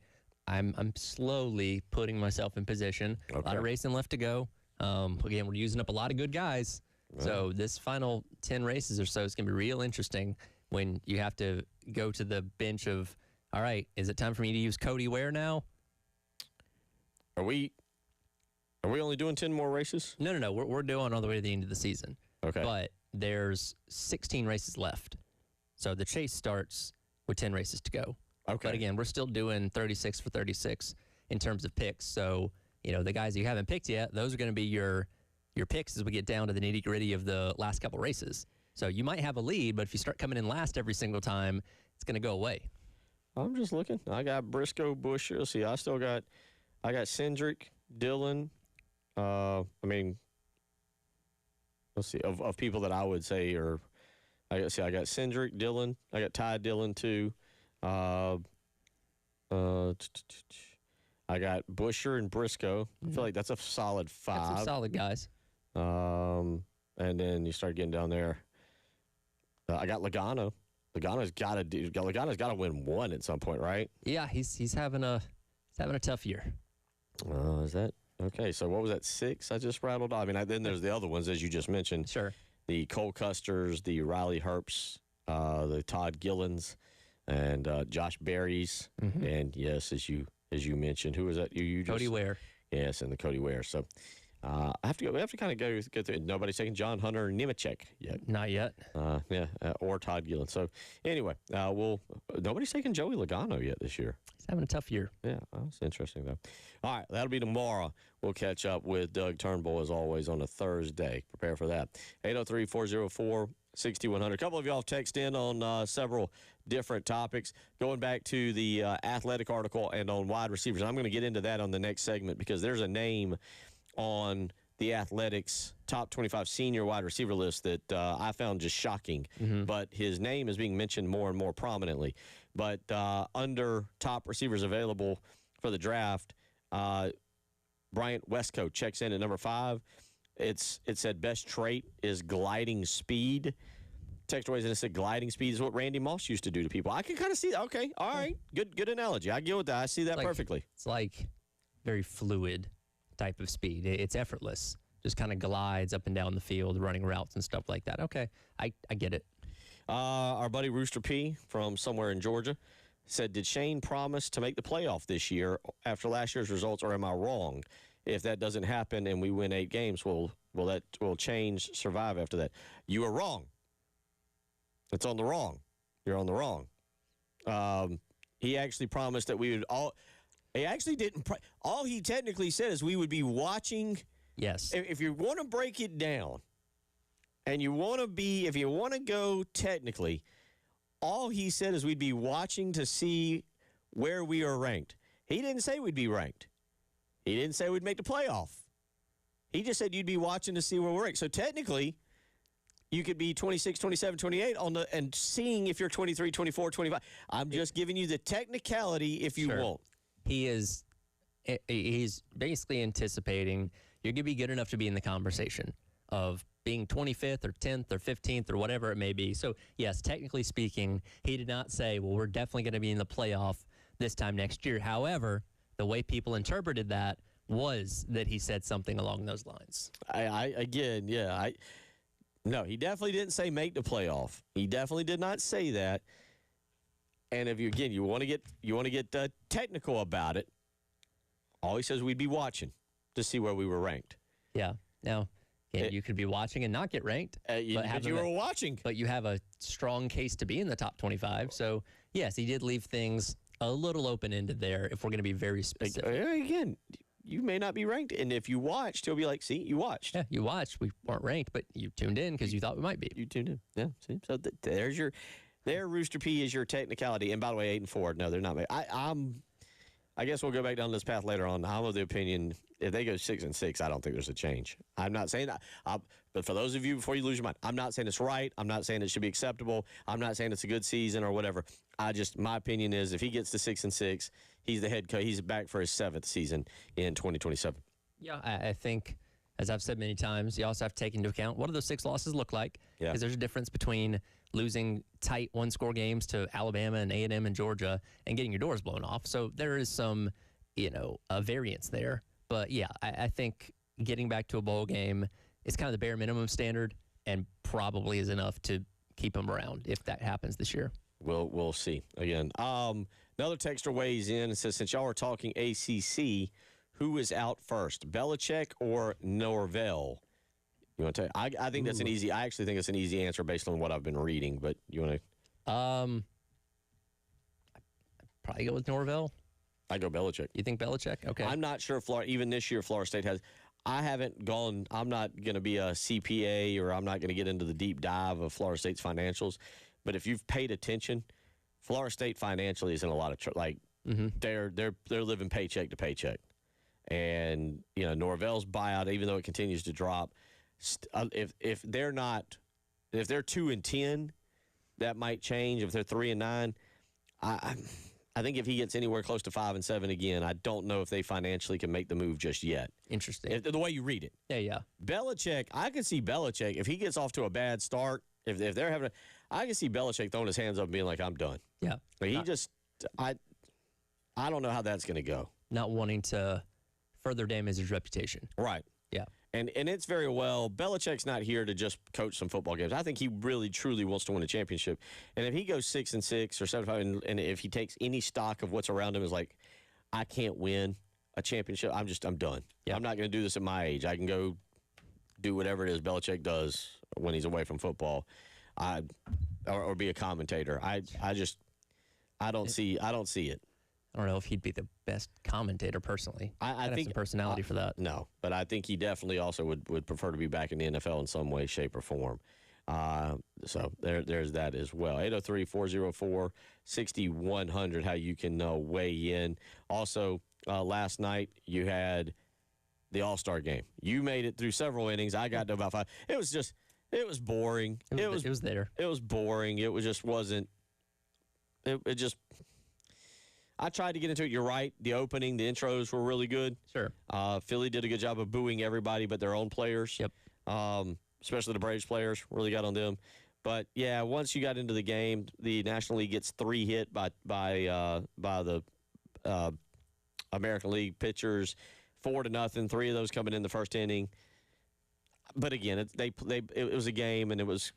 I don't want to say fun to watch, but it was better than the Pro Bowl or the NBA All-Star game. Yeah, we'll remember the home run derby from this year's All-Star festivities more than we are the actual game, and that's fine. The home run derby's a fun event and delivered on that entertainment. And when you're talking about a baseball game, because again, the MLB All-Star game is the closest thing to the real product you get in any kind of All-Star game in major sports, save for maybe hockey with the Four Nations stuff. But sometimes you have duds, and sometimes you have pitching dominance, which is what the AL had last night. 803-404-6100. Yeah, basically, as it pertains to the All-Star game, I still enjoy it. Sure. I got into, and it wasn't on Netflix. That was nice of them. But I still enjoy it. It's the best of all the All-Star. Well, I still think the NHL might be now at the top when it comes to All-Star games. Mm-hmm. Some of the things that they've done. But Major League Baseball is still the best. The Pro Bowl is the most irrelevant thing that we have going today. The NBA game used to be the absolute best. Now it's just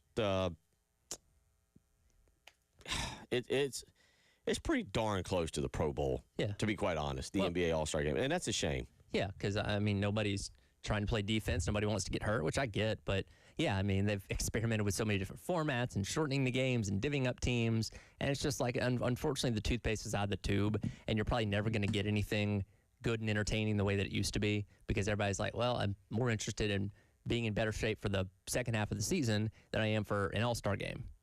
803-404-6100. Again, that's how you can text in if you want to hit us up with anything you've heard this afternoon that weighs in on your mind, anything as it pertains to South Carolina's home field advantage, to Dabo Sweeney's comments, to obviously the All-Star game as well. When we come back, The Athletic has an article out on the 2027 draft, and it's talking wide receivers. Preseason top 25 senior wide receivers, okay? So not all of them, just senior wide receivers. Nick Harbor's on there. Okay. If I said there was another Gamecock in the top 25, who would it be? Think about it. Okay. Think about it, and we'll figure it out when we come back. You're listening to The Halftime Show.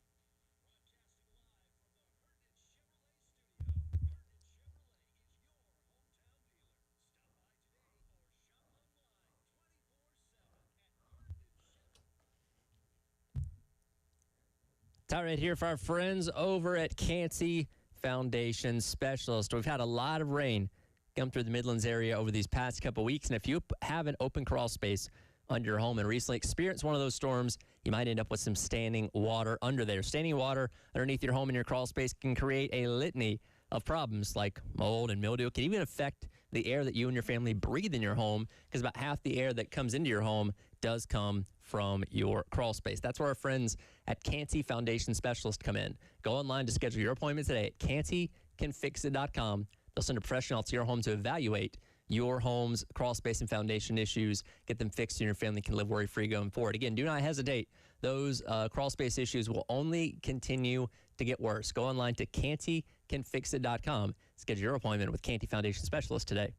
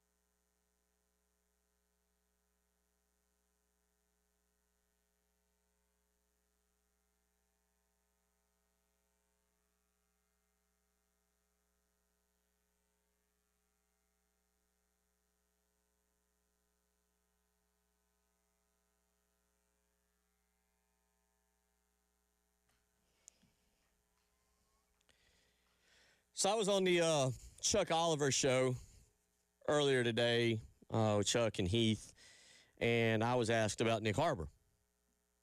And I reiterated to Chuck what I've been saying to y'all, that I think Jaden Sellers is going to be the leading pass catcher and leading yards receptionist this year. Maybe that one's a little bit different because I think Harbor will catch some long passes. But I think Jaden Sellers is the number one guy, whereas Nick Harbor, I think, has had a nice career. He's developed. He's gotten better. There's no shame in where he's at. He's at a good spot. But I just don't see him being a guy who catches 50, 60 balls, 70 balls for close to 1,000 yards and double-digit touchdowns. He's just not going to be that. I don't see it. If he is, great, and I'll gladly be wrong. If he's having that kind of year, that means Lenoris is having a great year. And if Lenoris is having a great year, that means the offense is having a great year. And if the offense is having a great year, South Carolina's probably having a great year. But I just don't see it. However, I realize that as he's listed on The Athletic, at 6'6", 243, Nick Harbor is a freak, and blinding speed, is a freak of an athlete. And NFL teams are going to look at him and see a lot of untapped potential that he's still developing. And he'll go, barring he has a decent season, he'll go pretty early. We're not surprised by that. Now, we'll just see how it all plays out. But if I ask you, now mind you, it's seniors, and Jaden Sellers is a sophomore, and Donovan Murph is a sophomore, so forth, so on. So you're kind of eliminated. But if I asked you who you might put on a top 25 wide receiver list, and let's just now rule out class for a second, who would you go with? Who would you go with that you think steps up? Again, I've already told you it's Sellers. That's my opinion. But who would you go with? Now, a couple weeks ago, J.C. Sherbert put out his mock depth chart 1.0, whatever it was, on Gamecock Central. And as a starter, he had DJ Black listed. I was a little shocked to read this NFL, this it's not a mock draft, but this breakdown of wide receivers. And on it, I was going to look for I didn't look at the author. The author is, it's Dane Brugler. Dane Brugler, who's well known in the NFL draft ranks, at number 25, at 25. I thought I was right. Jumped all the way to the juniors. Is DJ Black, Gamecock, 6'2", 192.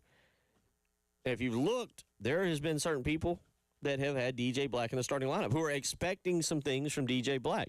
I think Black's journey is a little interesting. Now he transfers back in from Central Florida. But, Tyler, it seems like DJ Black is gaining some steam as potentially one of the better wide receivers on the South Carolina wide receiving staff. Now, I'll say this. I do like South Carolina's wide receivers. I like the keyword potential. Potential doesn't mean anything, but I like the potential. They could be a very good group. Part of it depends on the offensive line, blocking for Lenoir Sellers. Part of it depends on Lenoir Sellers being more accurate. And then part of it depends on the offense and the plays called.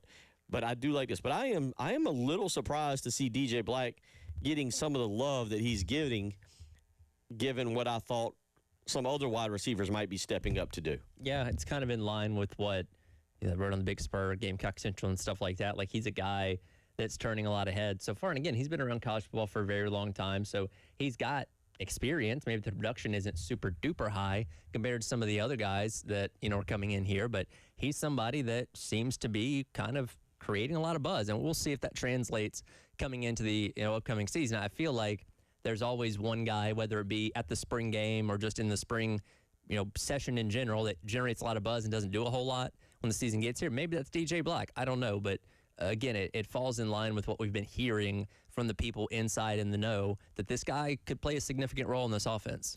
I mean, I think this is, we knew, you knew if you follow recruiting, you knew about Malik Clark, you knew about Jordan Gidron. Lex Cyrus is back for another year, and that was a huge pickup, getting him away from Penn State. Yeah, you knew about all these other guys. There's plenty of those. DJ Black kind of came in as a transfer, and it was almost kind of like, almost like a walk-on transfer, if you will, because he'd been a walk-on here. Sure. And it was almost like people just were like, okay, DJ Black's back. But, yes, apparently he had a huge spring, and he's made a name for himself. He's got good size. Listen, I've never seen him. I never saw him play up at Chapman. And we can ask Chris Deering this when we get Chris back on starting next month. I have had people. It's not. This is again. I haven't seen him play. So it's a secondhand discussion. Who say that he was every bit as good as Debo? Mm-hmm. Every bit as good in high school at Chapman. And I don't even know. Somebody might have told me he broke some of Debo's records.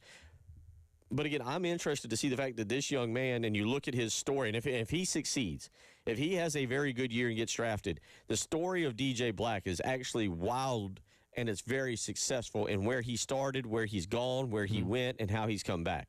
Well, and again, he played for Mike Furry at Limestone as well, so there's a lot of familiarity there. So I guess it shouldn't surprise us that he kind of hit the ground running and came in and made an impact, considering the relationship he has with him, having played for him at Limestone. So, yeah, I think we're all excited to see. Again, there are plenty of guys that generate buzz in the offseason, in the spring, that don't end up materializing to much, but I'm excited to see if DJ Black is one of those guys that it pans out for. He's, true wild card from that standpoint of the fact that he, again, has – I don't know. To me, and some of y'all may disagree, a complete unknown. Yeah. A complete unknown. But you've got a complete unknown essentially showing up in a lot of places now as a likely starter. And for those of you who are going to be unfamiliar with him, DJ Black will wear number 83. He is from Inman, South Carolina. Again, I mentioned Chapman.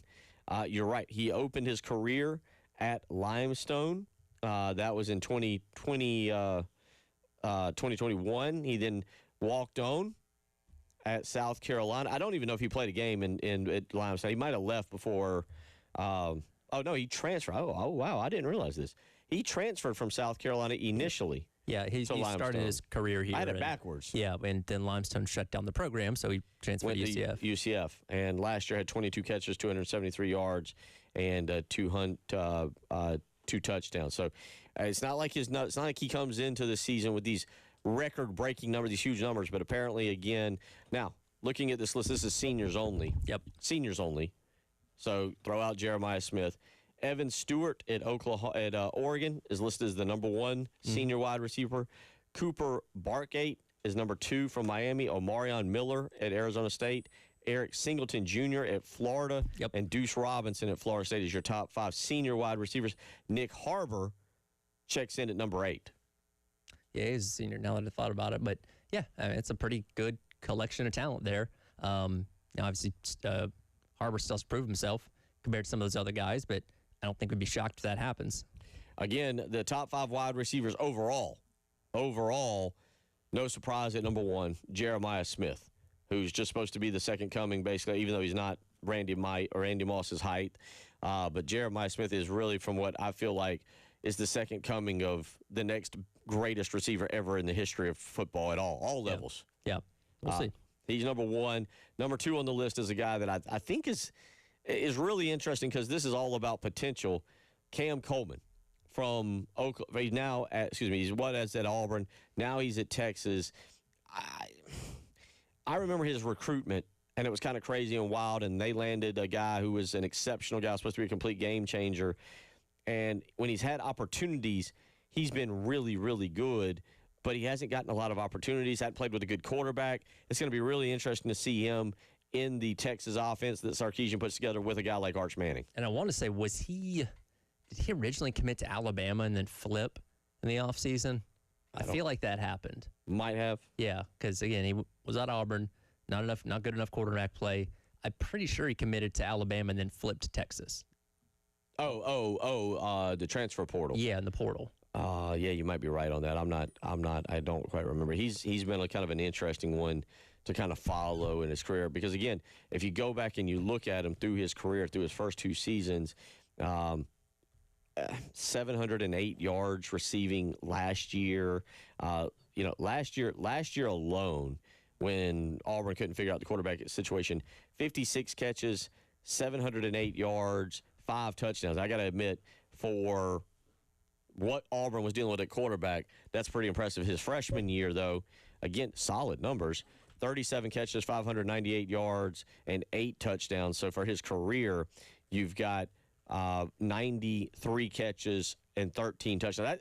okay career. But again, Yeah. I'll say this: if you go by 5 stars, that's a disappointment. Sure. Well, again, he hasn't had elite quarterback play, and working with Arch Manning is going to give him that best opportunity, which is why people were so high him in the portal. And we'll see what happens at Texas now.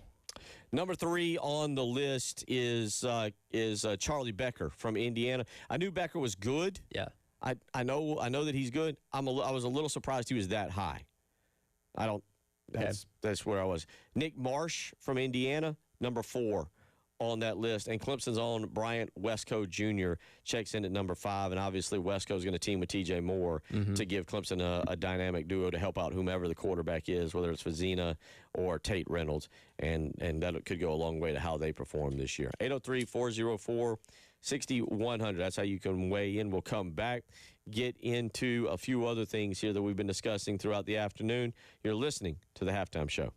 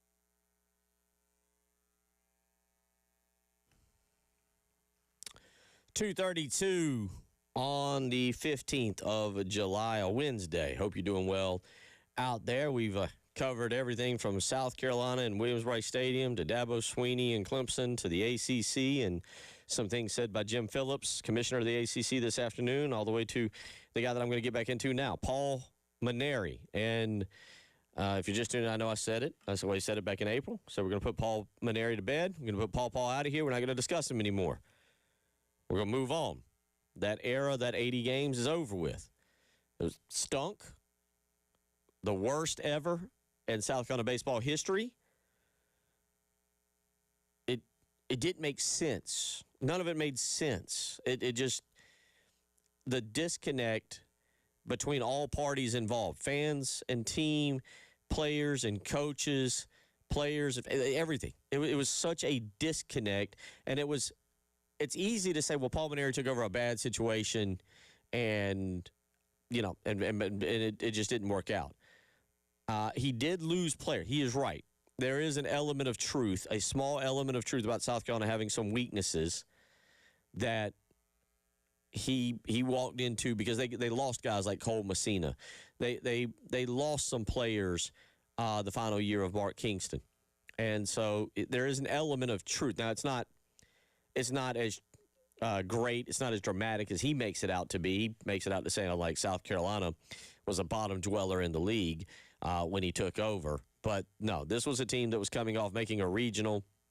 This was a team that had talent. This was a team that needed, as Dabo called it back in the day with Clemson, an oil change, and he made the oil change, and the next thing you know, Clemson's off and running.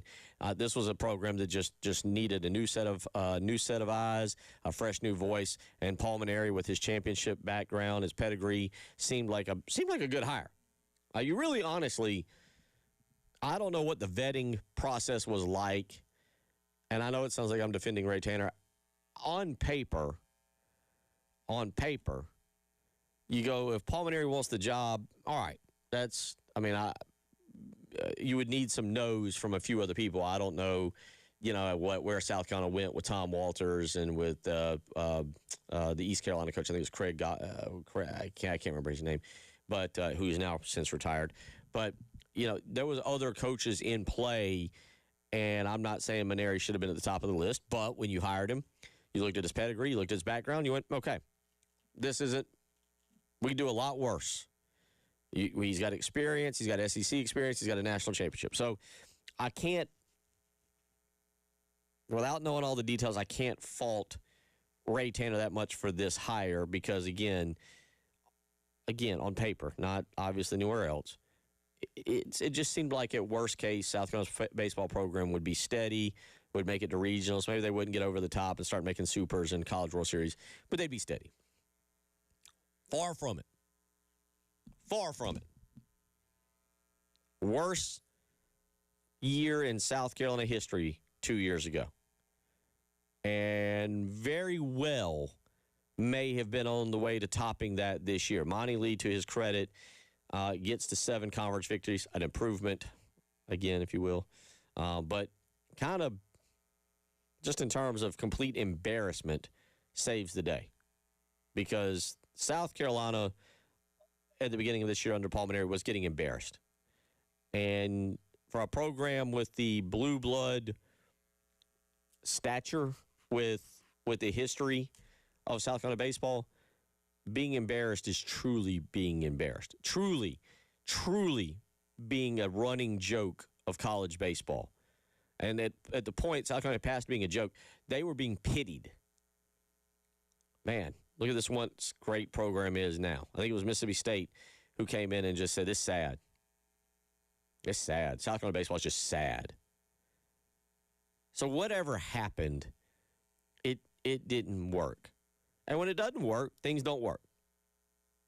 Not everything works out in life. Not every plan goes according to the way it should.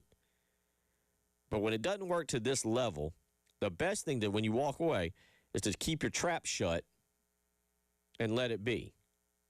Be forgotten. Be gone with the wind. Yeah, Paul Mainieri's not doing that. He is trying to explain his way out of a situation that he created, that he made. He's having revisionist history. Here is Paul Mainieri on WAFB. This is a podcast down in Louisiana, and this is him recapping his South Carolina tenure. I went there, and you inherit a team that's got some weaknesses, of course. So the first year didn't go so great, and then we started in the second year when we finally could recruit. But what a different world this recruiting is now, with the transfer portal and open transfers and NIL and revenue share and all that stuff. And we got off to a little bit of a slow start. I think we were like 12-11 or something. And, I had a meeting with the athletic director, and we just kind of agreed that it was time for me to head back to Baton Rouge, where I would go home, and maybe they try somebody else because it was gonna take time there, and I really didn't have the time, at my age, and I always felt the job there was going to be a temporary assignment, but I thought it could put in 2, 3, maybe 4 years and get the program going, but. They were a little impatient about it, and I wasn't, really feeling it either. So we made an agreement to head home. But like I told you, I wrote out a lot of lineups in my life. Only 80 of those were at South Carolina. So I hope, it's people's prerogative to judge me however they want to. But, for me, it was just a kind of a short-term thing. Just in that. There's 3 different lies. I'll give him a slight break on the weakness thing. Just a slight, because you're right. You lost a lot of talent from that 2024 team. But you didn't lose the team. You weren't an expansion team. You didn't have they don't do ratings in baseball, but you didn't have 2 1 and 2 stars lining up. Like, you had quality talent. To say there was some weaknesses, yeah, okay, that's fair. But to make it out to be like, well, that's why we had a bad first year. Nah, your fault, homie. Number 2, to say like, well, it was a bit of a rebuild. I didn't have time for it. You knew what you were getting into. Again, we wouldn't be discussing this, but you sound like a dope.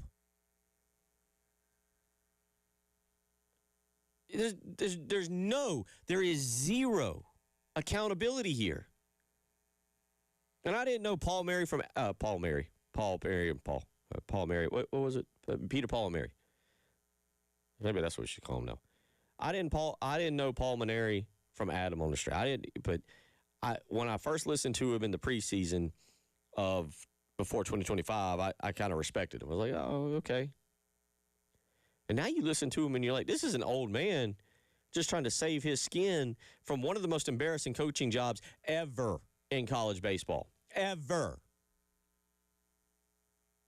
And it's not just because they lost, it's how they also lost. And now you got him going on a podcast being like, well, it was a rebuild, and I was really only there for 3 or 4 years. And we knew he was only here for 3 or 4 years. But in his introductory press conference, he admits we're going to start winning right away. We're going to get the ball rolling. This isn't a rebuild. He even says it. It's not a rebuild. 2 years later, he says it is. That's the part that kind of like blows me away, is how someone like this can just stop talking. Talk about LSU, and he did. He did. He talked about LSU in the center. There was actually more to do with LSU than it did with South Carolina. But going back to when he actually left and blaming the fans for being impatient.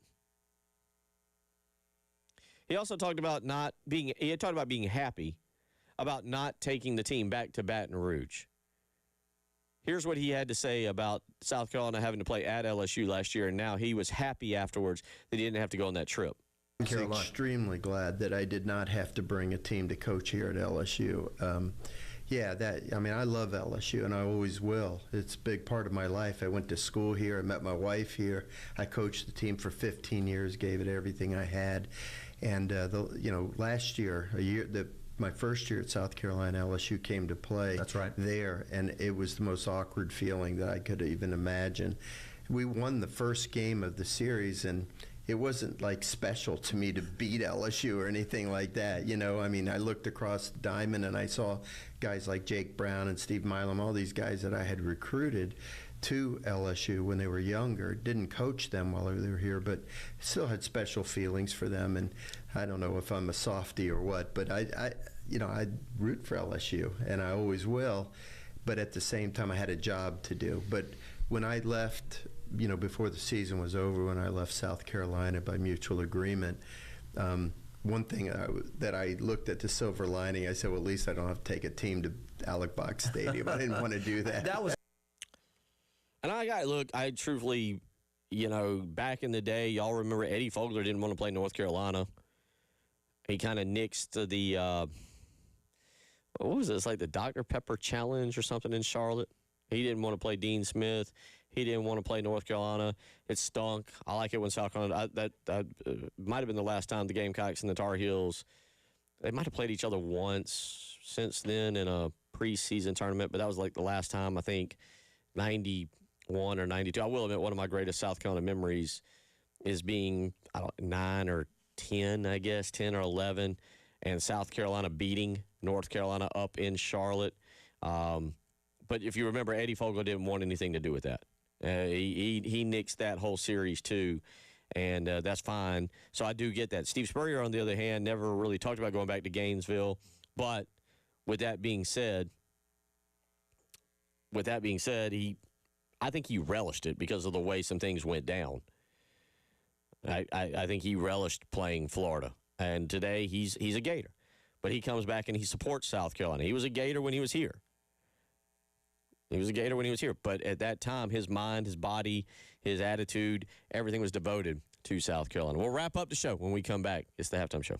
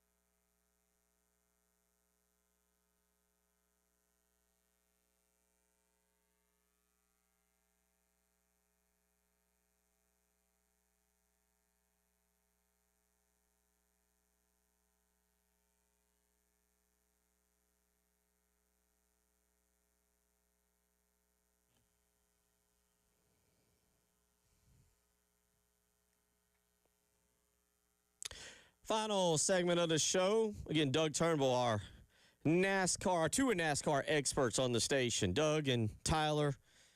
And then you got me just sitting here trying to play along, know what I'm talking about for our NASCAR Survivor Challenge tomorrow. We'll have a lot of fun with that as Tyler, our official commissioner, has come up with a great contest, and I'm looking to win a championship in a new league, if you will, kind of like WWE, or back in the day, WWF and WCW. Claim belts there as a two-time Corley Pool Solutions winner. So as Tyler has said, we're more than halfway through the NASCAR season, so we kind of turn to the back half now. We'll do that tomorrow, as well as talk about some of what's going on at ACC Media Day. Jim Phillips today on the podium talking about the status of what's going on, and nothing earth-shattering. I'm not going to argue with him. He made a comment that I did find, slightly interesting, but again, I don't know. He might be right. I don't know this. I don't know. But he basically stated the ACC will play the hardest schedule of any conference this year, pointing toward the league will play the country's strongest non-conference schedule in 2026, and that's not by accident. He might be right. I have no clue. I found that interesting and might have to look that up a little bit, but I did find that kind of interesting for him to say, as well as a few other things. He also talked about tampering, and look, at least what I am seeing so far, he did not get into specifically the situation with Clemson. Now, I haven't seen it because we've been doing the show when he was talking, but specifically, he did not talk about the Clemson situation. But there's no commissioner in this country who should be standing up for a program and what happened than Jim Phillips and what Ole Miss did to Clemson. I'm not like, laughing at Clemson for having a player taken out from underneath their noses. I'm also not upset about it. I kind of interesting. Karma's a bleep. But the bottom line is, tampering in football. I don't know how you stop it. Now, what Ole Miss did, being that blatant, being that brazen, that's a totally different style of tampering. Like when you're straight to the player and the player sitting in a campus, in a classroom on his current team's campus, that's going a little far. That's a tad far. Your assistant coach being on the road recruiting and just telling the high school head coach of a former recruit, hey, we need a running back. And remember the guy you used to have? If he were to, say, enter the portal, we might be interested. And message sent and message received. That is a different level of tampering, but that is what goes on far more frequently. And it's the easiest way to do it. And I don't even know if you can literally label that tampering. In this day and age, I don't know how you handle that. But ACC Commissioner, again, Jim Phillips talking. Dave Doran is on the podium right now for NC State and talking. So, again, we'll have some comments tomorrow coming from NC State, from Jim Phillips, and discuss a little bit more about college football. ACC today did announce their tiebreaker system, their new tiebreaker system after last year, in which that was a complete debacle, but they've got that going now as well. 803-404-6100 is how you can weigh here in the final minutes. And on my text line, Uncle Cocky says, can we get Ray Tanner's opinion on his buddy Paul Maneri's trash taking on our program fast? It would be interesting to hear. I don't think we'll get it, but it is interesting. It would be. I got to admit, I'd kind of like to now know. I'd like to know a few more details. Like let me repeat. Paul Maneri on paper, fine hire, not one of. It sounded like at the time South Carolina got turned down by one or two of their top choices.